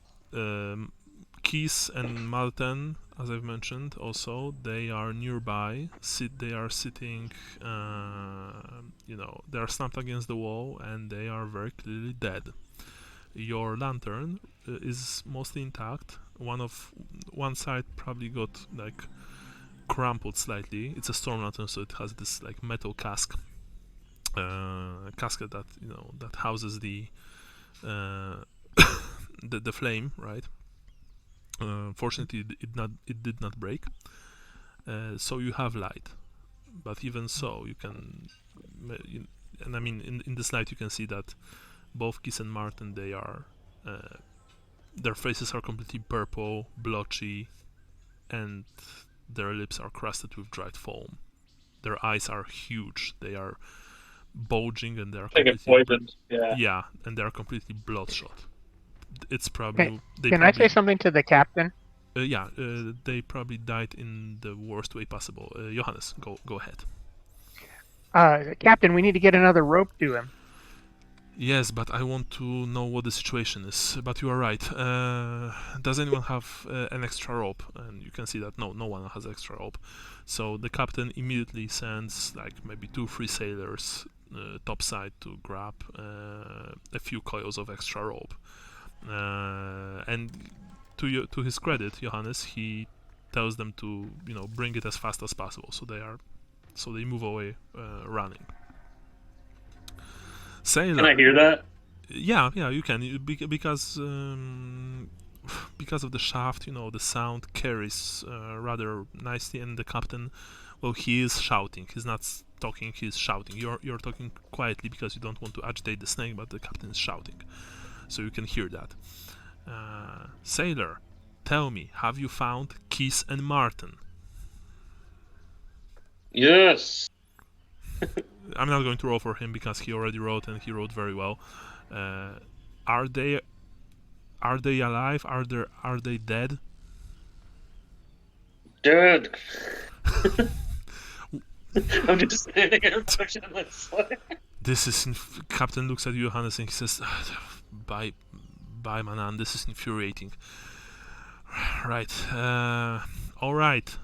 Don't. If there is a snake there, don't move. Some men are coming with extra rope. We're going to bring you out. Will you be able to attach the bodies to the rope? He asks you. Do I have to cross the snake to get to him? No, actually not. The snake is situated. I'm not going to draw this because there's no need. But like you're in the middle of the bone heap, right? Keith and Martin are behind you, and the snake is like front left from your position. Yes. All right. It's the only thing that it does is to observe you, and it doesn't do anything else. That said, it is. It has those yellow eyes. It's very red. In fact, it's vivid red. And poisonous red. Yeah, and its tongue is just flickers in and out constantly, very quickly. Johannes, do you do anything else? Do you say anything? I just say, hang in there, Dietrich. All right. Help is on the way. All right. After about 15 minutes, if not more, the sailors completely, practically red on their faces, panting heavily and just perspiring like crazy. They return, carrying few coils of tough-looking rope. The captain orders them to create this again, this kind of harness in the same way that that they did for Gustav when he went down. And the harness is eventually, being lowered down. Gustav, after a few minutes, the rope lands not so gently right next to your feet. When the rope hit the bones, you see that the snake, it did this sound and actually moved left to right. Like it got agitated slightly, but then it once again remained calm. "Alright, sailor," says the captain, "you have the rope. If you can, attach the bodies to the rope. We'll bring them out and give them a proper burial." I'm gonna try and do. Like, you want me to roll like agility or something? So like, I don't even know what kind of. Now you have two options, Brian. You can, because the captain, he didn't order you per se. He told you that if you can, of course tie them to the rope. This will require a test of agility because you need to move very carefully and very slowly. The snake, right? Yeah. Or you can attach yourself to the harness, pull on the rope, and give the signal for the rest of the party to bring you up. It's up to you. What do you want to do? I'm gonna try to send the bodies up first. All right. So this will only require a single test from you. I'm not going to force you to roll twice. And this is a basic agility test, I think. However, let me quickly check one thing. You don't have any... oh, sorry, actually... I will require a test from you and from you, Johannes, because this is like a new day, and so, Lustrian hit and stuff like that, right? So, I would like for both of you guys, because this can influence your future rolls, I will require both of you to roll me... Where was it? This is the second time this year when I'm running this. Yeah. Oh yeah, here it is. Wait, this? No, here it's not. Oh yeah, here it is. Toughness test, which was, I think it was -10 basic, and -20 if you are wearing a plate, if I recall correctly, Okay. right? So I get -20. Yeah. Yeah. So, And then I have -10 to all my stats already. Yes, but so. To your stats, not to your test. This is like two different things. But yeah, so you are testing your toughness. Right. -10 with -20 roll. Right. Gustav, you failed, so that means that you have -10 to all your tests. Oh. Yeah, but I still fail with -20. Okay. So because I would have a 34 -20 is 14. Okay. Sorry, what this means is that, you're not getting -10 to your tests, you're getting -10 to all statistics for the rest of the day. Right. And of course, remember that the damper also increases the jam chance of all black powder weapons by 5%, but it's not important. So Gustav, what I need you to do is to roll me basic agility test on your current agility. So your agility is -10. You roll a single test. If you succeed, you will attach the bodies properly. If you fail, something will happen. If you botch, something extremely bad will happen. Okay, I'm testing on 48 then. Nice. Ooh. No problem. It took you probably a good 20, maybe even 30 minutes to very carefully bring first Big Kiss Jansen and then Martin Klamp to the top of the bone pile, attach them to the harness, and when you took them, it's like you're carrying this this bloated, puffed up sack full of meat and fluids. You have this very unpleasant feeling that whatever killed those men, maybe it was the snake, liquefied them inside their own skin. At least partially. Yeah, you can even hear the sloshing. And the stench coming from their, from their open dead mouths is just abominable. You attach them to the rope. You pull on the rope so that you're giving the signal that that the party at the top can bring them out. Johannes, maybe you are even you're one of the soldiers who is assisting with pulling the rope, and so you eventually help bring out two dead guys to the very top of the sacrificial shaft. When the sailors and the griffins look at the remains of Big Kiss Jansen and Martin Klamp, of course there are some curses, there are some again quick prayers to their gods. It's obvious that given the look on their frozen look on their dead faces, those men died in terrible agony. They probably died screaming or worse. After that, Gustav, you attached yourself to the harness. All the time, this little snake is just watching you. It's not moving. It maybe moved a few times when you were sending Kiss and Clamp up, but it's not moving.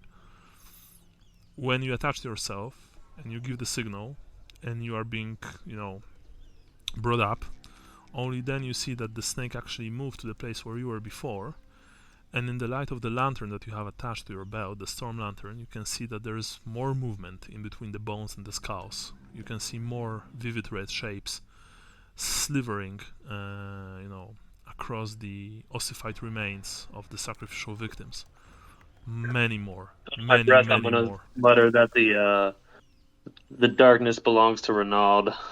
Yeah, but it's probably there's a whole colony of those snakes there. You don't know, maybe dozens, maybe even more.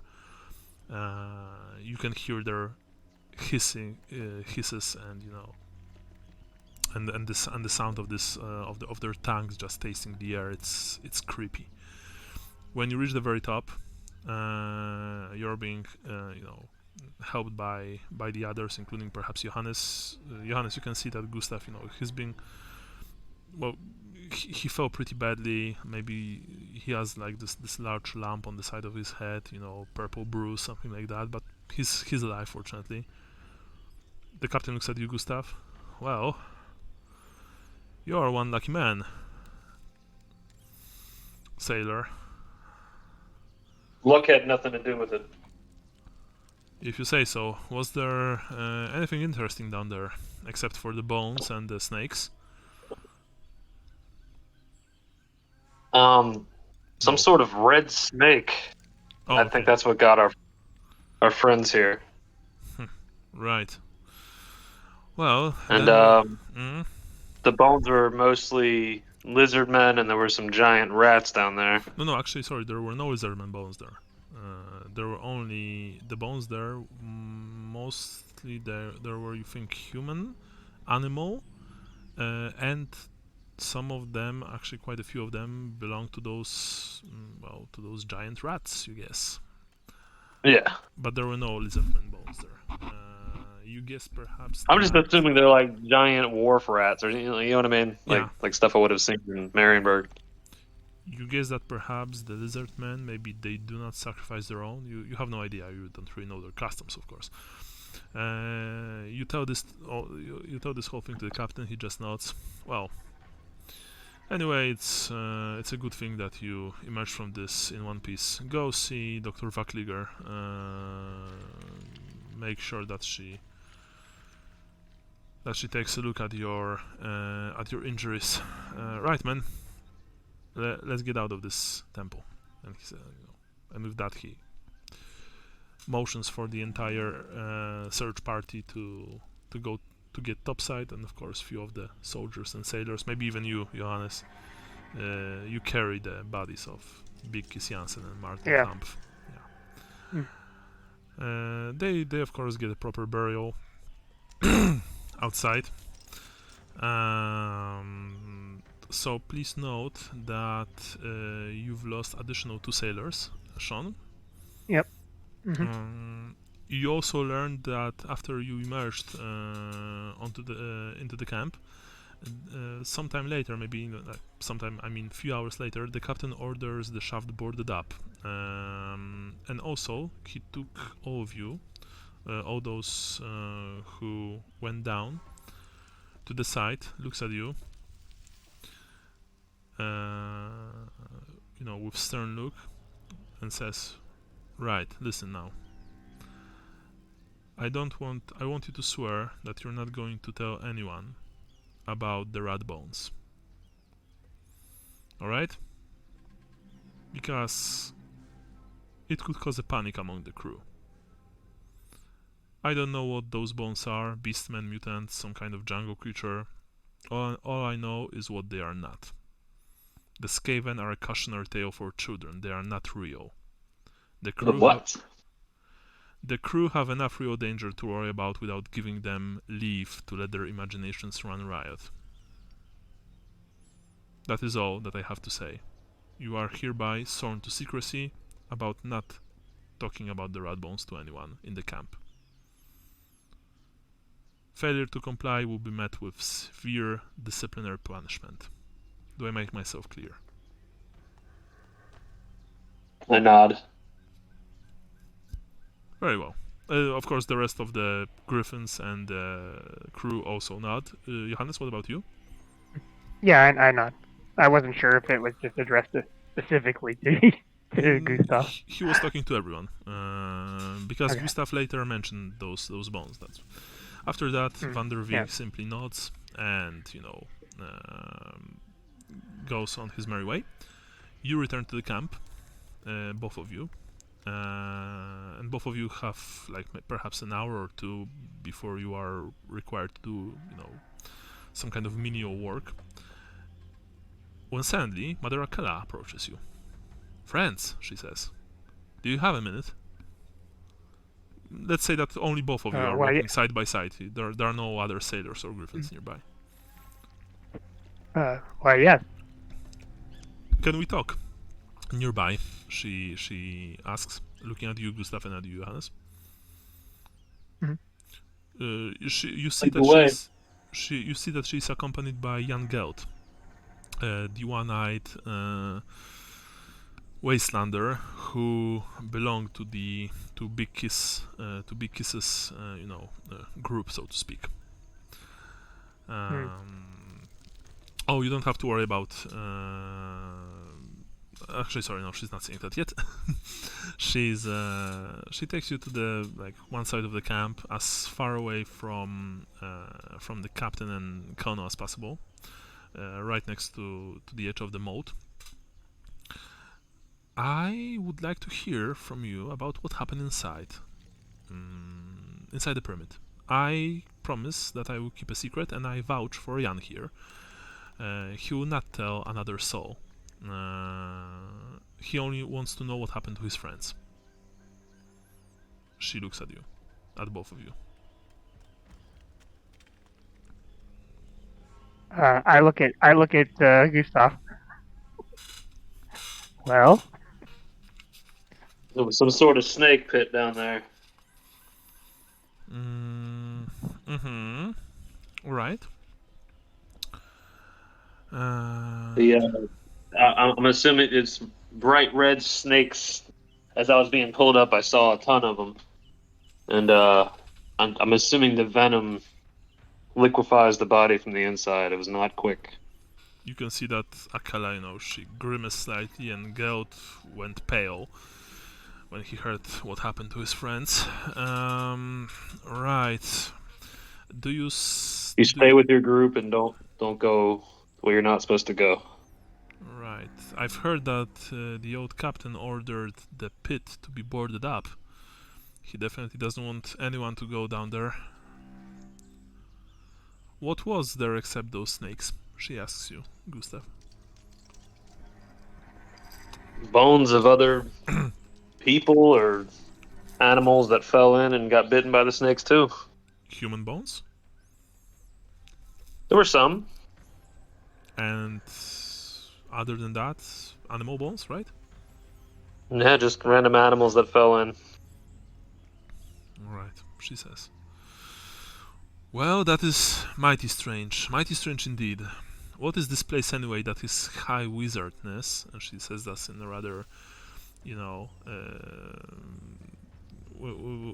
with this rather sarcastic voice. That his high wizardness wanted to get to it so badly. Can't believe he came all this way after a pile of old bones. I smell a rat here, that's for sure. Akala takes a deep breath. Still, promises is promises, so no one will be hearing a peep from us. Isn't that right, Jan? Jan nods. Captain van der Veek's the only captain we've got after all. He gives the orders around here, not I. Come of it, Wave Mother, says Jan. You've been to more ports than most folk've been to houses. You could captain the Maiden just as well as old Van der Veek. That I could, Jan, says Akela. Maybe someday I will. There is a reflective pause before Akela breaks out into hearty laughter. It was only a joke.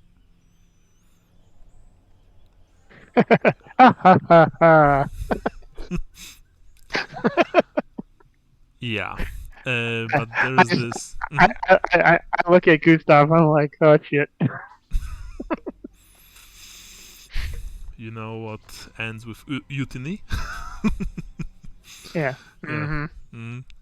But as I said, she takes a last long glance at both of you, then nods her head.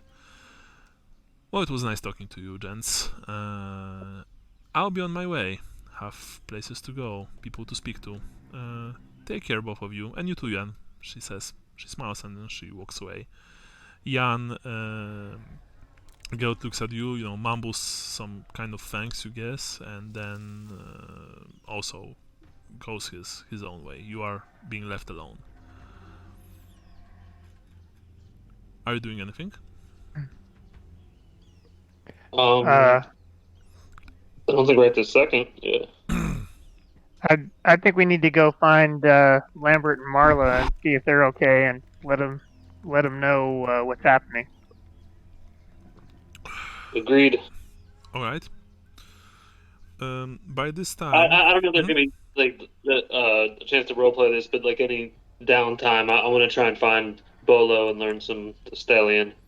Sure, no problem. It will be. I mean, you can learn some, but only some because even with the camp erected, stuff like that, there's always something to do. Meals to prepare, water to be collected from the moat, firewood gathered from the edges of the jungle. And even for example, Johannes, you are being regularly drilled, and you take regular you take part in exercises, in combat exercises, because Neuvold is pushing the Griffins to be constantly on the alert. So there's very little free time for anyone in the camp.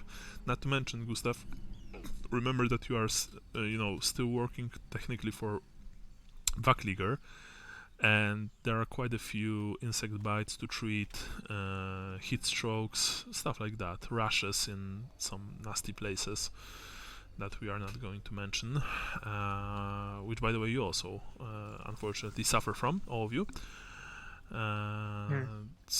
Yeah, that's life in the jungle sucks. The jungle is probably the worst place in the world to live. Like, deserts are much better. Deserts at least get cool when the night falls, and when there's the dry season, they are also habitable, except maybe for Sahara. But talk to any soldier who served in the jungle, and he would tell you that this is just terrible. So yeah, but you find Marla, of course. Lambert, by the way, also completely recovered from his from this strange defensive spell that struck him in the face. But he's not here. He's doing something. He probably went to bring the wizard his food. He is, after all, his aide. You find Marla preparing food in your small encampment. It's probably a big word, given that it's just a fireplace surrounded by blankets laid out on the mossy stone floor, and your personal, of course, belongings. She's making some kind of stew from hardtack, dried meat, and perhaps some grog. As you approach her, she waves at you. "Come on, boys.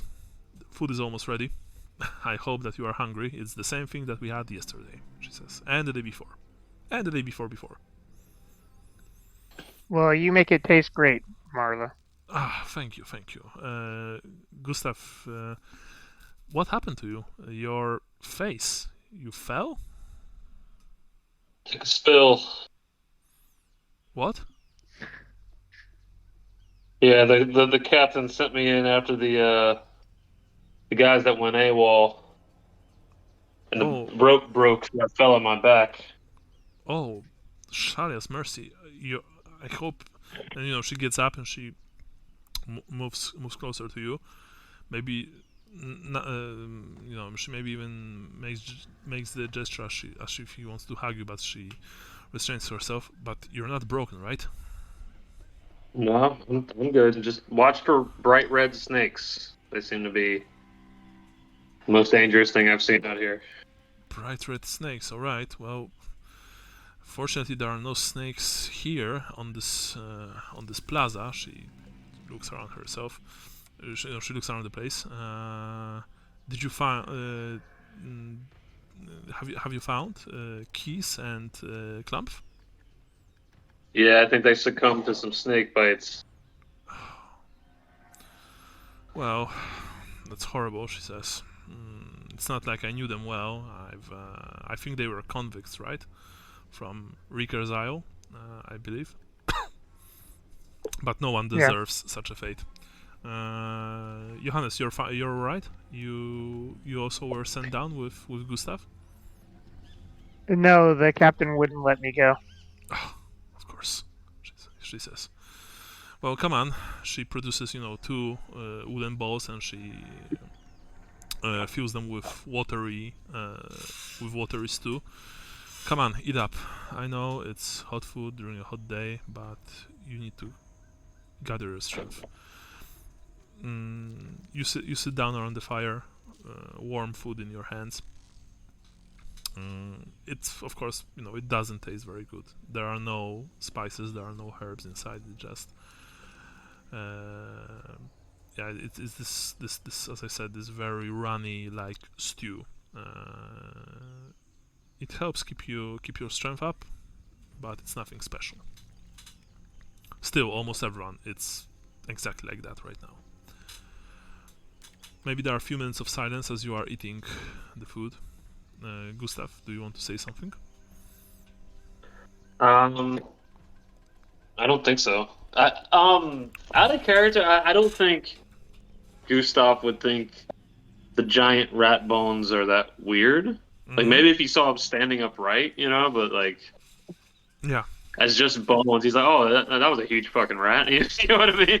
Yeah. Johannes, are you saying anything? No, I'm keeping it to myself. Alright, sure. So, there's this perhaps slightly uncomfortable silence as you are finishing the meal. Marla says, Lambert was sent with some food from Master Cook Borch into the pyramid to bring it to Magister von Stiftanzer. The mage hasn't been outside for quite some time. People start to whisper.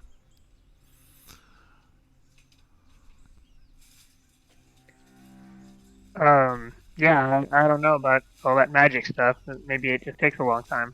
Yeah. Once he gets through this seal, there's something behind there he wants, and we all get to go home. Is that right?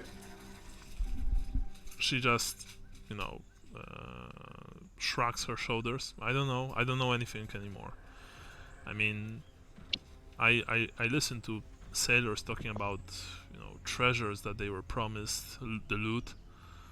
But apparently there's almost nothing inside the pyramid, except maybe for that golden shrine up top. But it's not like we can take it with us, right? And perhaps it's not like we should take it with us, right? Wouldn't take anything that we had to kill to get. Well, she says, you can see that she still has her head completely bandaged. Of course, the bandages are already same as yours, Gustav. They are already rather, dirty, yellowish, stuff like that, soaked with your own sweat. They chafe more than How's they that actually doing? help. Sorry, what? I offered to take a look at it. She agrees. Dr. Vakliger told me. She told me she hisses in pain as you check the wound to find her tomorrow to get a fresh bandage on this wound, but I don't know. She was mumbling slightly, if you know what I mean, and she was smelling very strongly of liquor. She smelled very strongly of liquor. I'd Johannes. catch her right when she had her coffee. Why there's coffee here? You know how much coffee costs in Aldorf? I think it's like 10 gold crowns per pound, something like that. Last time I checked, when I still worked the streets, one of my clients he went to act all fancy, and I've been to many places in the world, lass, and so he invited me to a fancy restaurant, and he ordered some Arabian coffee. I drank a single sip, and I got sick. And so unfortunately, he didn't got lucky that night. Well, neither did I, because he didn't pay me. But you know what I mean. She probably wanted to say that as, some kind of light-hearted tale, but when she sees that you're not reacting in any way, she just shuts up. Oh, sorry, I was just reading. Michael sent me a text. Okay. Sean, you're adding something or nothing at all? I say, sounds like some sort of decadent foreign stuff that we good Reichlanders don't need. Well, not sure if that's completely true. The man, I forgot his name, honestly. He told me that supposedly even our emperor loves this drink, and all the higher ups in the imperial government, when they can, they partake in imbibing it. Supposedly it fills you full of energy. Well, when I drank this little sip, it only filled me with utter disgust. I have no idea how people from Araby, wherever it is, can drink this stuff. It's like... Ugh. It had the color and consistency of a dirty water from a puddle. You know? Well, if the Emperor drinks it, maybe I should give it a try. Yes, well, when we go back to the old world, rich and, full... I'll take Hannah out for coffee. Yeah, full of determination to get the one back. I'm sure that we'll be able to celebrate by, for example, visiting the most expensive club in Aldorf and ordering perhaps a huge pot of coffee. What do you say, Gustav? There's got to be some medicinal quality to it for that price. Yeah, it was certainly medicinal. It very efficiently cleaned my bowels, if you know what I mean. she says, as she smirks slightly. And after that, you are, you return to your duties, we can say, to your standard schedule. Now, it is the 33rd of whatever month it is, Sean, so please note. Okay. Vorhexen. Excuse me. The 33rd, okay. Yeah. By this day, von Stiftanzer has, apparently still not worked out how to open the seal. By this time, the expedition have been encamped at the temple for 10 days. And all of you know that the other expedition leaders are beginning to get a little impatient. Lambert told you, because he's the only one who interacts with von Stiftanzer, he brings him food, he takes back dirty bowls and cups, that the usually chirpy and upbeat magister seems distracted and worried.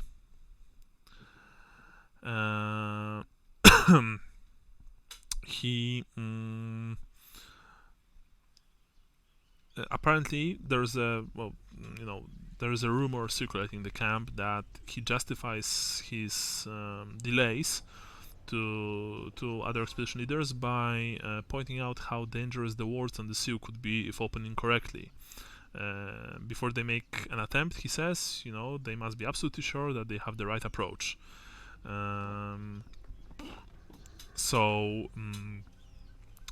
At least that's what Lambert is telling you, and that's what you hear from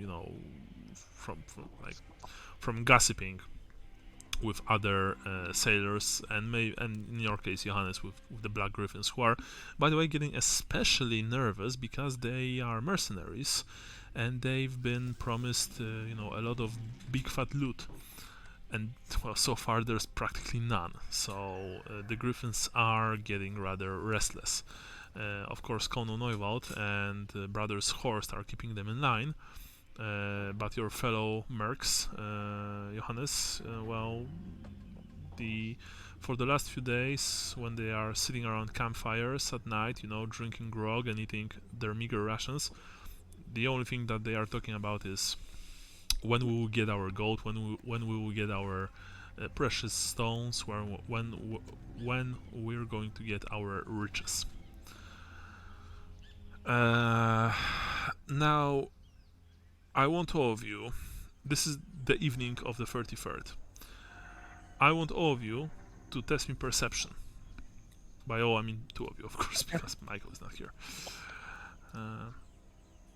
Basic perception for now. Sorry, before you roll, sorry, Gustav and Johannes, first, of course, roll me, toughness test for the heat. Oh, nice, that's a botch. You want to reroll that, by the way, because this will be another -10 to your list. Yeah. Yeah, I'll use my only luck that I possess to reroll that. Okay, you failed, but at least So that's not a botch. Okay, Gustav, you've passed.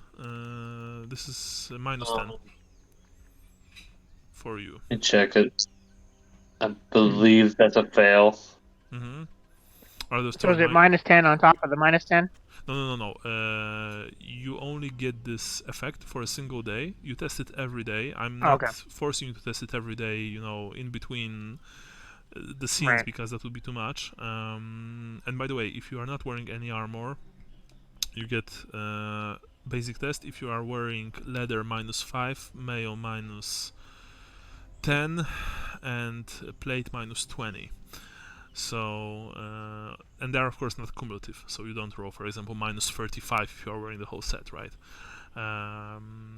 Alright, so... My toughness is 45. Yeah, so in that case, unfortunately, you failed, because I think you have leather armor, right, Gustav? Yeah. Alright, except on the head. Your leather skull cap has been destroyed, remember. Yeah, I took that off the sheet. Okay. So...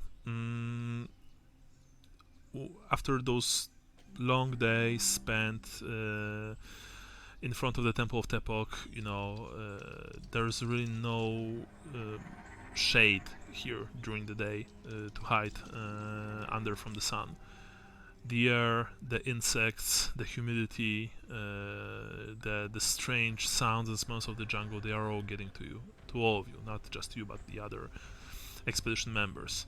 The fact that you are wearing the same clothes for weeks now and they are just disgusting to wear. The fact that, for example, you, Johannes, you have plate armor on you, not full plate maybe, but even so, you feel like you are carrying a huge piece of metal that is just constantly burning you. It's so hot.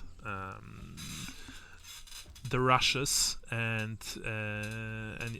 practically in some cases open wounds in your private regions are a constant reminder of how hostile to your kind this place is. You can't sleep well in the night because of the lack of comfort of you're sleeping on your blankets practically, right, in the same clothes that you are walking in. You are sleeping being constantly stung by mosquitoes, assailed by flies. The jungle at night, it's very loud actually. I don't know if you guys know that, but at night the jungle is sometimes even louder than during the day because all of the animals that are nocturnal emerge, and so there's this cacophony coming from the trees. So a lot of expedition members, sailors, soldiers, expedition leaders, they are constantly tired, they are constantly underslept, you included. Yeah. So when the evening comes of the 33rd day, you don't notice, two of you don't notice that the jungle in the crater has fallen oddly quiet.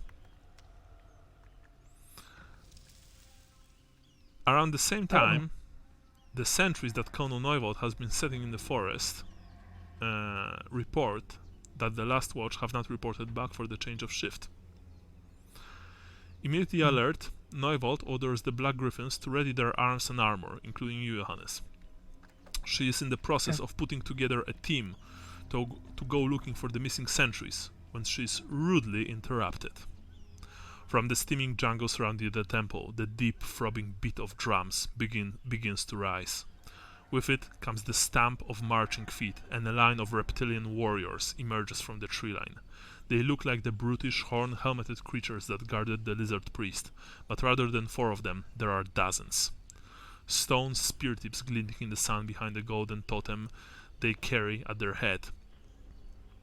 They wheel to face the temple, marching perfectly in step to the beating of the drum. From the trees behind them comes another rank, and another, and another. Oops. Yeah. From the plaza, all of you can see around 40 Zaurus warriors. Zaurus warriors to you as players, of course, not to you don't know as characters that they are called Zaurus. Formed up on the other side of causeway, and catch glimpses of skinks fanning out through the undergrowth to either side. A large, heavily scarred Zaurus with a pale hide and feathered headdress appears to be in charge of the lizardmen soldiers. He stands at the edge of the moat, appraising the position of the expedition in the plaza, like a wolf appraising a flock of sheep. I wave. I'm just kidding. Suddenly, right next to this creature, you can see that Picky Pocket appears. And he actually waves at all of you, and he chirps very loudly in Estalian. Hola, amigos! Captain Xwatli wishes, instructs, commands, or Wormlot all warm-blood savages to leave the temple of Tepok at once, or suffer the consequences.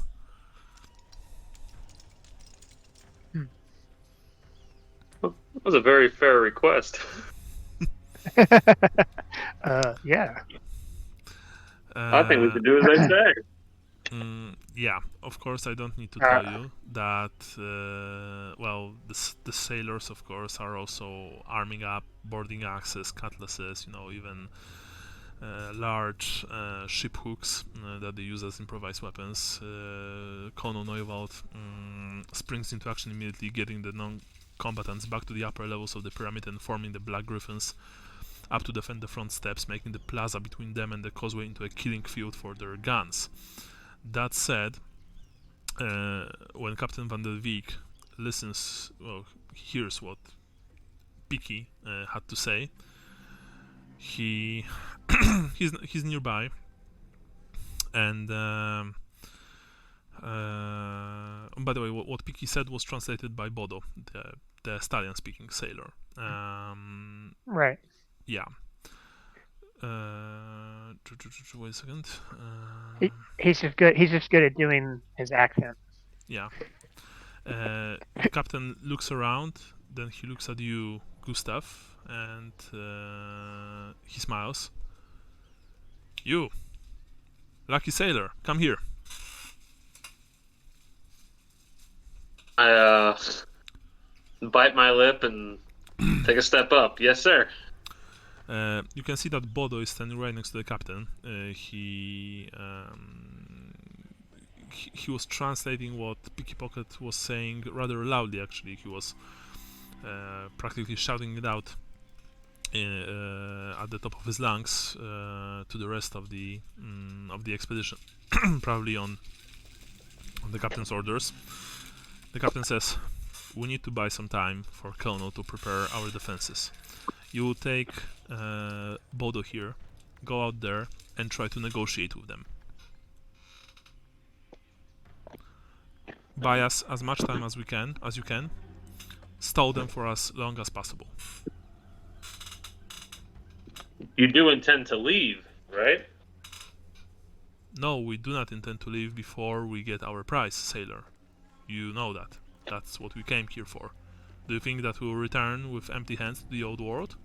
Really? Anyway, I gave you an order. Take Bodo, go speak to this brute and his and his translator, I guess, and make yourself useful. Now go. Aye, sir. You can see that Bodo is practically, he probably would like to be at the bottom of the sacrificial pit more than here right now. He is completely terrified. He's a sailor. He of course has like a weapon at his belt, a long knife at the other side, sure, but even from the distance, you clearly notice that this albino lizard warrior is much bigger than the other ones, much broader, festooned with all sorts of golden fetishes and armor plating. He also carries this huge like mace made from what looks like bronze and the same black obsidian like stone that was used to create the spear tips of the warriors that you faced at the top of the pyramid. Do I have a Yeah? second to talk to Bolo while we're walking out while no one else could hear? Yeah, when you are walking out, because let me quickly show you this. You are like Quadzli, because that's the name of the lizard warrior that that Pickpocket introduced, is here right now. He's standing here with Pickpocket, while the rest of the cohorts are positioned at the end of somewhere here, at the end of this road coming from the temple. The skinks, you can see them scurrying in between the trees here and here. Pink. Johannes, by the way, you also see that because you are one of the griffins that's been, ordered by Neuvold to prepare to organize a defense. And Right. you see that Gustav and the translator Bodo, they are walking towards the lizardman warrior standing on the bridge. You were not right next to the captain when the order was given, just so we are clear. Right. Yeah. Mhm. Okay. Okay, I'm just trying to follow whatever orders Colonel Neuvold gave us Yeah. and keep an eye on Gustav Sure. if I can. I'm going to quickly. Okay, so first of all, I'm going to show you. There's the Quadzli handout. As I mentioned, he's albino. He's an albino wizard. This one is blue, but generally he's armed in the same way, except for the fact that his club is like, it has this like huge orb at the end. Yeah, it's the ornamentation, the armor is practically similar to the ones seen on this art.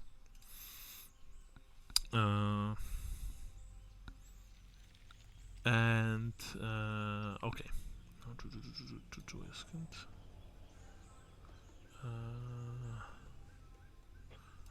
I will also, just for fun, as they say, show you the adventure route map, because you've already reached the Temple of Tepok. You can see how the route from the shore to the temple looked.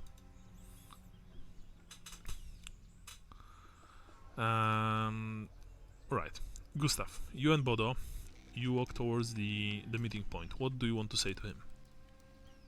So I guess we both kind of have our hands like to our sides, like so they can see we're not reaching and come in peace, whatever. I'm gonna say we have to end this madness. What? What do you want to do? You want to attack them? Are you mad? Asks Bodo. No, the opposite. We need to buy time, but I think our leaders need to be turned on.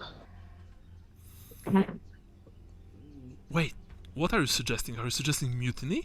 Do you want to sell our leaders, the expedition to those savages? Bodo asks. And you can hear that he is practically on the edge of hysteria.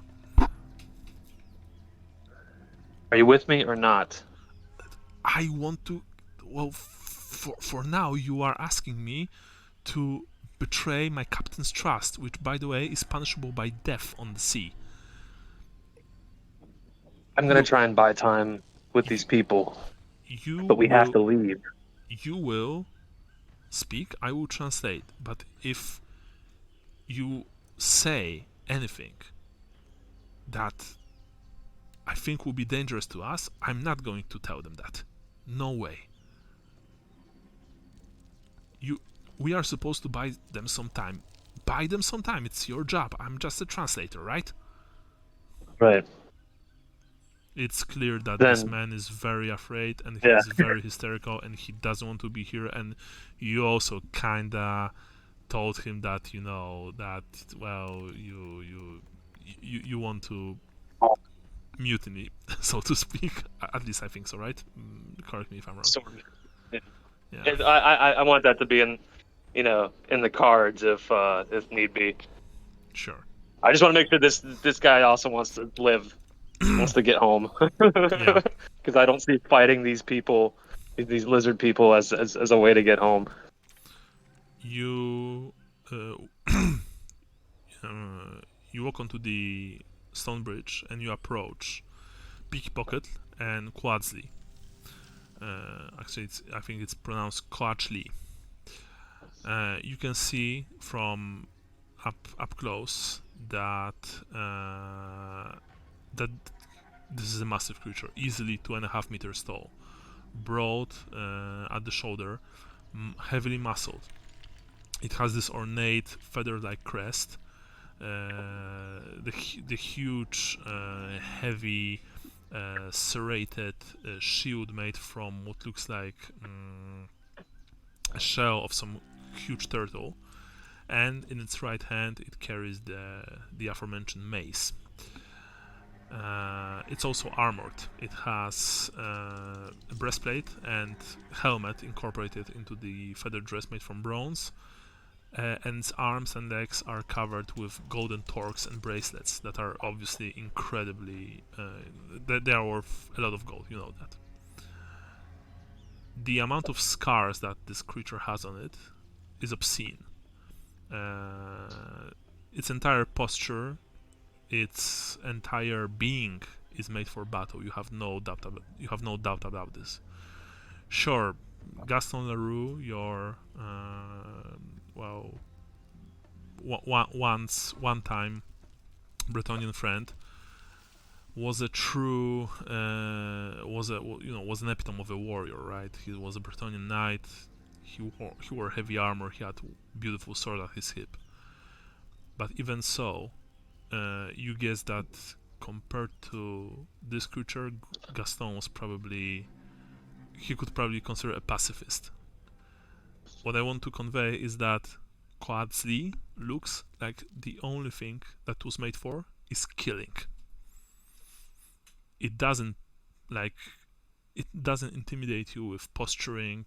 It's actually not really moving at all. It just looks at both of you and Bodo, with its yellow eyes with black pupils.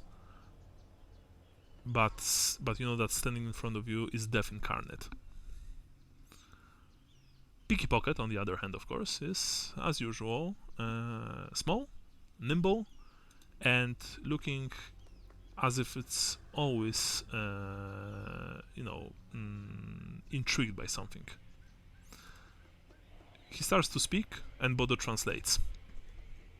He once again says that all of you are ordered to leave this place immediately, or there will be consequences. Gustav? I want to say it's good to see you again, my friend. And if I had known that our leaders would attack, I'd never have come here myself. And that they must pay for their treachery. Wait a second, guys.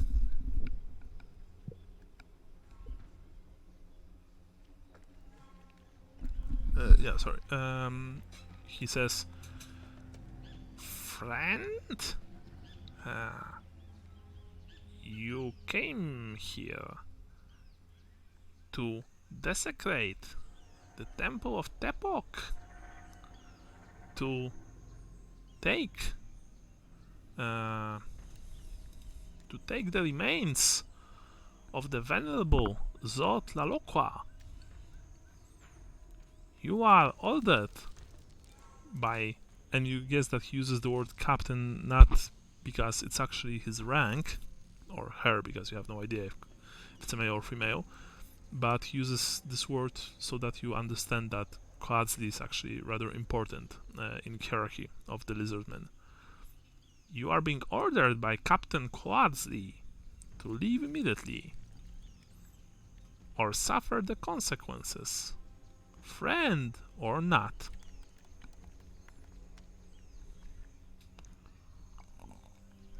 When he says that, by the way, when he says Coatzli, you hear finally this low rumble coming from deep within the huge albino warrior. It's like...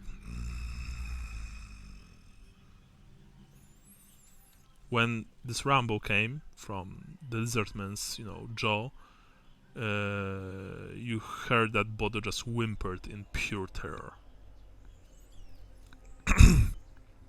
Go ahead, Gustav. Their leaders think they can fight, but their men don't want to fight. You will fight, and you will lose. The entire I know this. The entire might of the courts of the mirror pools is gathered against you. I've told Captain Coatzli everything I learned about the disposition of your forces, about the thunder bows that you are using, your strengths and weaknesses. We know them all. You will not prevail here. If you will fight, the only thing you will find in the jungles of Lustria is death. And you will be sacrificed to the glory of Sotek and Tepok.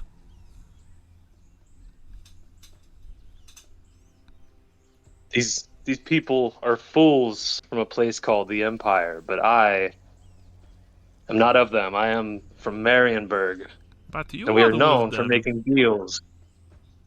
But you are with them. You are saying that they are fools, and yet you are following them, perhaps making yourself a fool. Perhaps making I'm you a a fool fool as for being well. lied to, I suppose.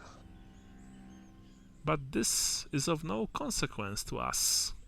We do not care about your motives. We do not care about the reasons you care for which you came to our lands. We simply know that we cannot allow you to desecrate this temple any longer, to disturb the sleep of the venerable Zotlaloka. You are ordered to leave this place immediately, or you will never leave at all.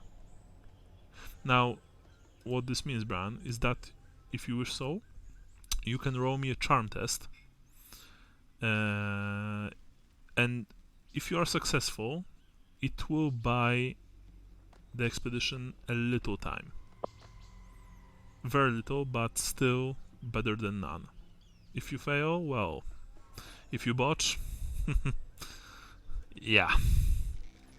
I don't have any more luck, so If it is what it is. Gustav, Johannes, you're still here? Yep. If you wish so, you'll be able to give Brian your luck.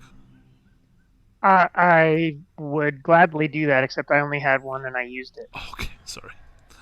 Well, in that case, Brian, if you want, you can roll charm. If not, you can tell them no, essentially no, and then you'll be able to return to your ranks, and they will return to theirs.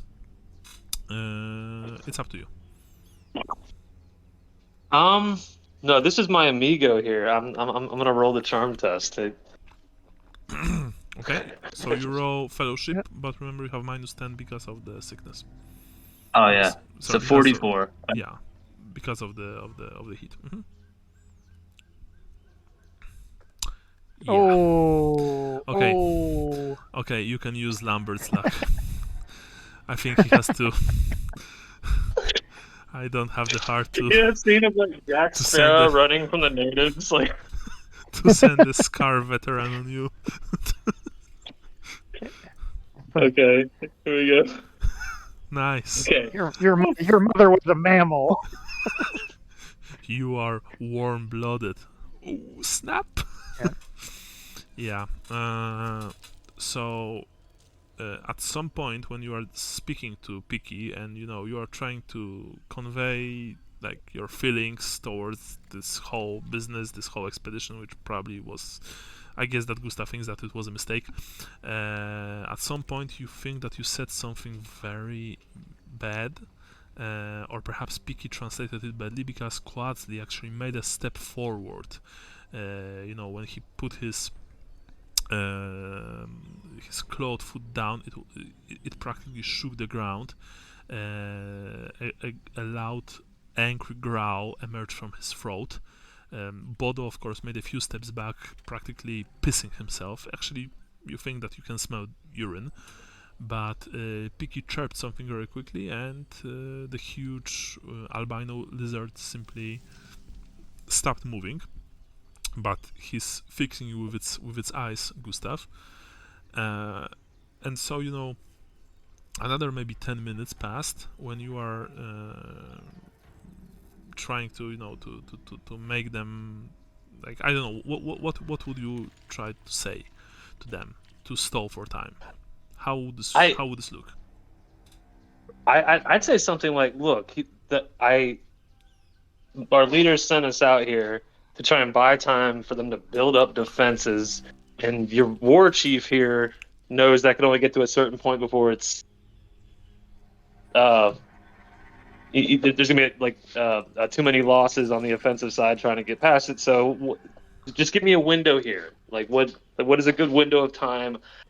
I could try and get us out of here without any bloodshed, but there has to be like leadership changes on our side. You are trying to convey this, but at some point, first of all, Bodo told you that he's not going to translate anymore because you are speaking mutiny. Leadership changes. Like, no, he's not into it. And he actually, turns around and very quickly starts moving towards the positions of towards the encampment. Before and even before, when you said this window, give me a window, Piki actually asks you what is a window, because he doesn't know. He doesn't know the word. So it's very clear to you that you are getting nowhere. But good news is that because of like how long it took you to occupy them with talk, you know that every minute spent doing this is another minute that Konu Neuwald can use to set up the defenses of the pyramid. And so eventually, when Bodo bails, so to speak, you know that it's also time for you to probably move back. You're not getting anywhere here. Yeah. So what happens? You eventually returned, and by the way, Johannes, you even saw that this whole thing happening.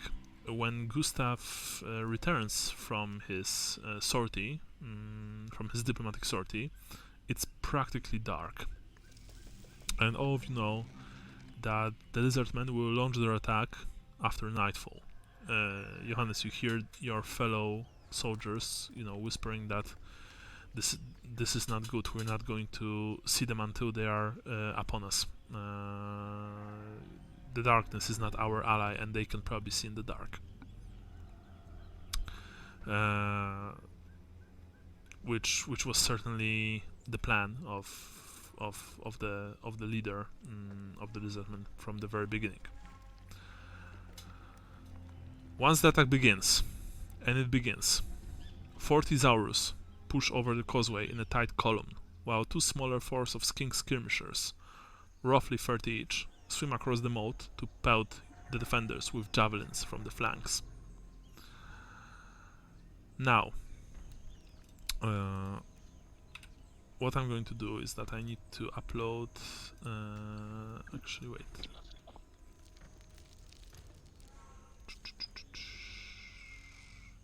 Okay. First of all, I want you to look at the handout section right now, and there's a handout called Besieged, named Besieged. This is how it looks like. Okay. Yeah, got it. The main red arrow, the big red arrow, is of course represent the Zaurus warriors, while the two smaller arrows on the sides represent the skinks. As you can see, on the temples, on the first two layers of the temple, there are barricades. There have been barricades erected, wooden barricades, made from the wood chopped from the jungle. And wait a second. Okay. Actually, do I have something?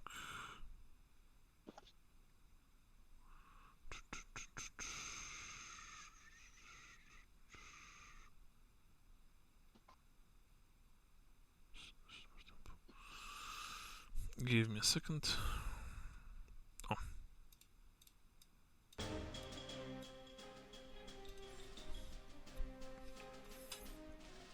Okay, how this works. This part is called Battle on the Steps, and it is very fitting. Same as with the fight at the top of the temple, and before that with the dark elves on the sea. Even though this will be a huge engagement with over 100 combatants on either side, it will be all about you. It's like a close-up on your actions during the fighting. Focusing on what individual actions you can take to turn the tide of battle, and of course trying to convey the terror and chaos of the assault from ground level.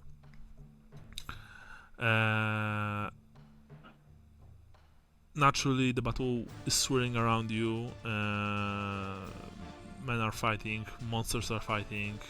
Blood is shed. It's just pure chaos. There will be, and it's only for me, I will use a certain tracker, which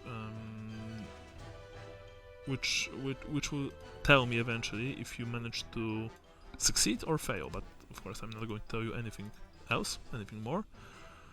Just know that your actions during this fight matter, and that your actions can decide the fate of this particular part of the scenario.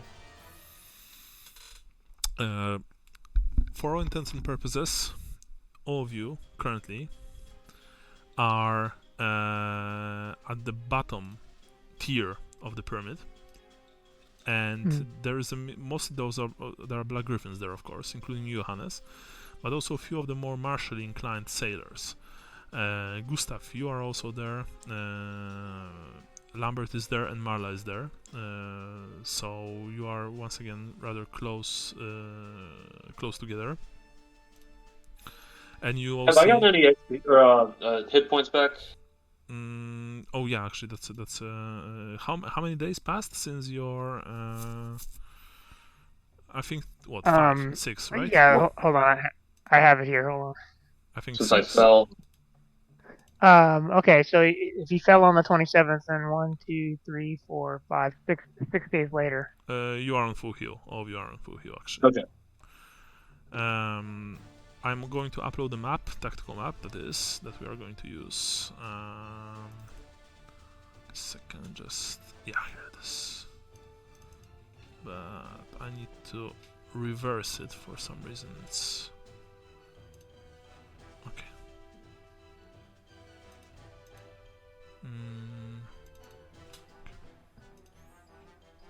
Okay, and uploading now. Oh, it's very big. That's what she said. Oh, we can just need to make shrink it down. slightly smaller. Okay, can you see the map clearly? Yeah. Okay. Mm-hmm.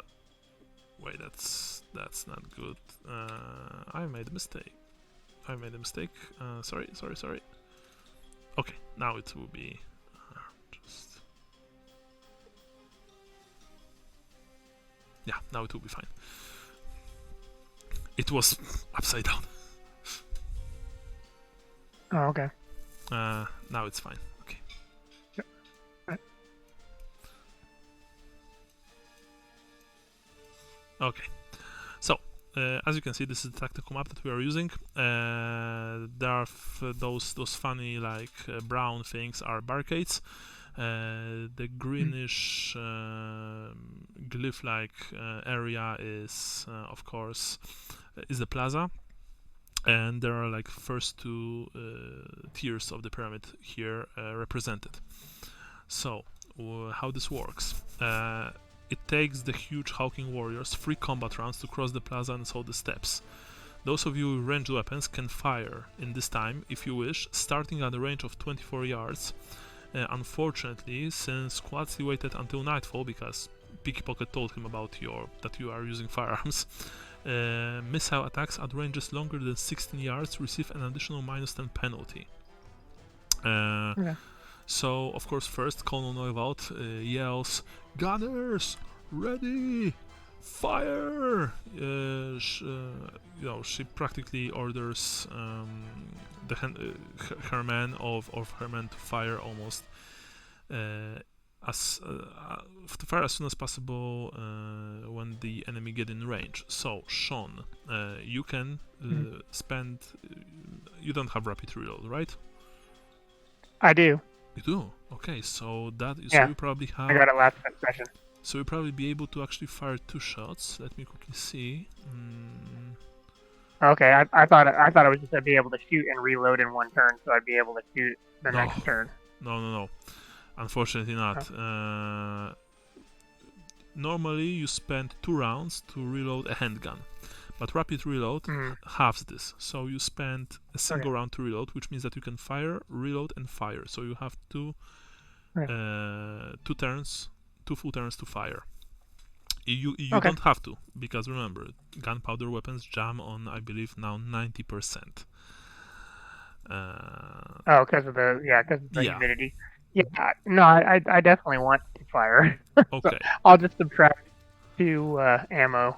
Okay, so first of all, your first shot is at the range longer than 16 yards, which gives you minus 10 penalty. What this means is that you test your ballistic skill, which also has a minus modifier, and then you roll, test with additional minus 10. Okay, so I'm rolling on. So my ballistic skill is 42, so 32. So I need to roll 22 or less. Yeah, for your first roll. Alright. Did it go? I don't see anything, I think. Okay. Actually, no, I don't see anything. I don't see anything. Let me tap it again. Mm-hmm. Oh, you attempted to use the roll command, looking for them. Okay, I see. It doesn't like me rolling on the actual weapon for some reason. So I'll go to ballistic skill. Sure. Nope. Actually, and that's. Okay. You can. I jammed my gun. Wait. I think that Lambert still has a single luck point left. Fate point, I mean. I've allowed Brian to use it, so of course I will allow you to use it as well. It wouldn't be fair otherwise. Okay. Actually, Lambert. Wait, does he have the? Okay, well there I just fail if you allow me to do it. Otherwise, it's just a wasted roll. I need to see if he has the lucky talent, because if he doesn't, then you wouldn't be able to reload that, because he only has a single fate point left, which means that he used his single point to give Brian the reroll. Skimmer, mimic, public speaking, distance, flea, lighting, parry, pepper, poison, rapid reload. No, he doesn't. He only has a single fate. So I foul my musket, so I can't use it for the rest of the battle. No, unfortunately that's worse. We roll on the black powder. We roll on the black powder table. We are of course using the one from the Old World Armory. It's more complex. Let me quickly see, and I will tell you how this works. I believe it's a D100 roll, but I need to make sure. I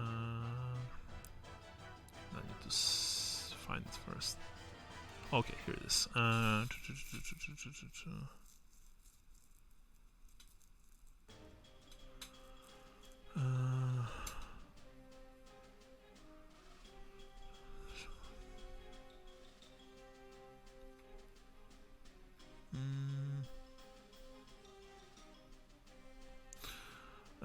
Okay, roll me D100. Okay. 22. Oh. Yes, 22. Yep, that's it. Okay, so probably the best thing that happened to you, because that was just a dud. Your weapon didn't fire. Okay. What this means is that you need to reload and you can fire again. So so that's not that bad.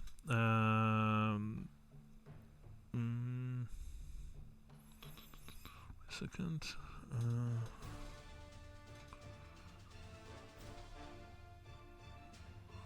Yeah, I think this table is better, because normally it says that if you roll 96, 99, and in this case 91, 99 because of the humidity, if you roll this, the weapon simply jams, and you actually need a trade gunsmith to repair it, and if you roll 100, the weapon simply explodes. But this table actually gives you more options, so that's actually better for you. Okay. Yes. Of course, the entire the whole 2 rows of Black Griffins, those present on the lower steps and higher steps, they've unleashed a devastating salvo from their handguns, which wasn't really that impressive. Most of the you're not sure because it's dark, of course, and the muzzle flashes, they don't help, but you think that most of the bullets simply whizzed past the advancing lizardmen, hit the stone steps of the plaza, and maybe few of them even hit their marks, but you didn't hear any cries of pain or any bodies falling to the ground. The lizardmen are simply advancing forward, and the worst thing is that they're not even running; they are just marching, like they're not in any hurry. Gustav, you and Marla and Lambert, you probably were slightly deafened by this, salvo unleashed from quite a few handguns. When you take a glance towards Johannes, you can see that with a loud curse, he's trying to, quickly reload his rifle because it apparently didn't fire. Alright, Johannes, you've reloaded your gun, also count your ammunition, and you prepare to fire again. This time, you see that the creatures are much closer. You don't have the -10 penalty because they are closer than 16 yards. So roll me, if you want, of course. Roll me ballistic skill. Could we put a pin in it because I actually have to go? Sure. So let's just make this final salvo from you, and we'll make combat next time. Okay. So my second shot. Are you kidding me? Roll me 100. Okay. 49. Okay. Okay. You've reloaded your weapon expertly. You know that. Unfortunately, it's the humidity. It's the dampness in the air. The gunpowder didn't ignite. What this means is that you need to... you won't have the time because the lizardmen are practically on top of you. You normally have to, add another portion to the gunpowder, which is, by the way, a double action, which means that it's a full turn. But you don't have the time to ponder this, lack of luck on your part, since you hear Conan Neuwald shouting, "Draw swords! They are nearly upon us!" And all of the griffins, all the sailors, they draw their hand weapons and they prepare for close combat. But we'll do this next time. For now, we are finishing. Sean, if you need to go, then we can do this quick. The points I'm in. Okay. I think for today's game, I'll give you just both of you, all of you, because I think that Michael also gets those points, if I recall correctly. 110 points. Okay. Gustav, you here, by the way? Brian? I know Brian is here. I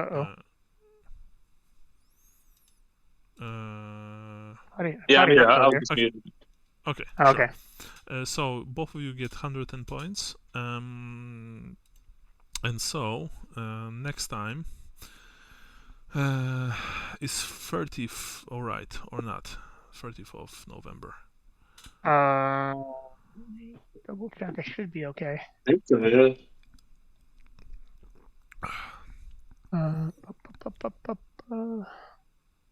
yeah, that's fine. Okay. So, Brian, you too? Yeah, the 30th sounds good. Okay, I'll double check this with Michael, but for now we finish this here. 110 points for both of you, since Sean has to run. And next time, we'll start with combat. By the way, Brian, what Michael was texting to you? About the internet or something else? Yeah, it just basically is they were like digging up the fiber optics in his neighborhood or something, and the whole neighborhood's internet's out. Okay, okay. Well, it happens. It happens. Yeah. Next time we'll be able to RP in a whole group. I think. Okay. Thank you very much, guys. I'll hear from you later. Bye bye. Thank you. Yeah. Awesome, good Okay. game. Take care, guys. Bye. Yeah. Good game. Thanks.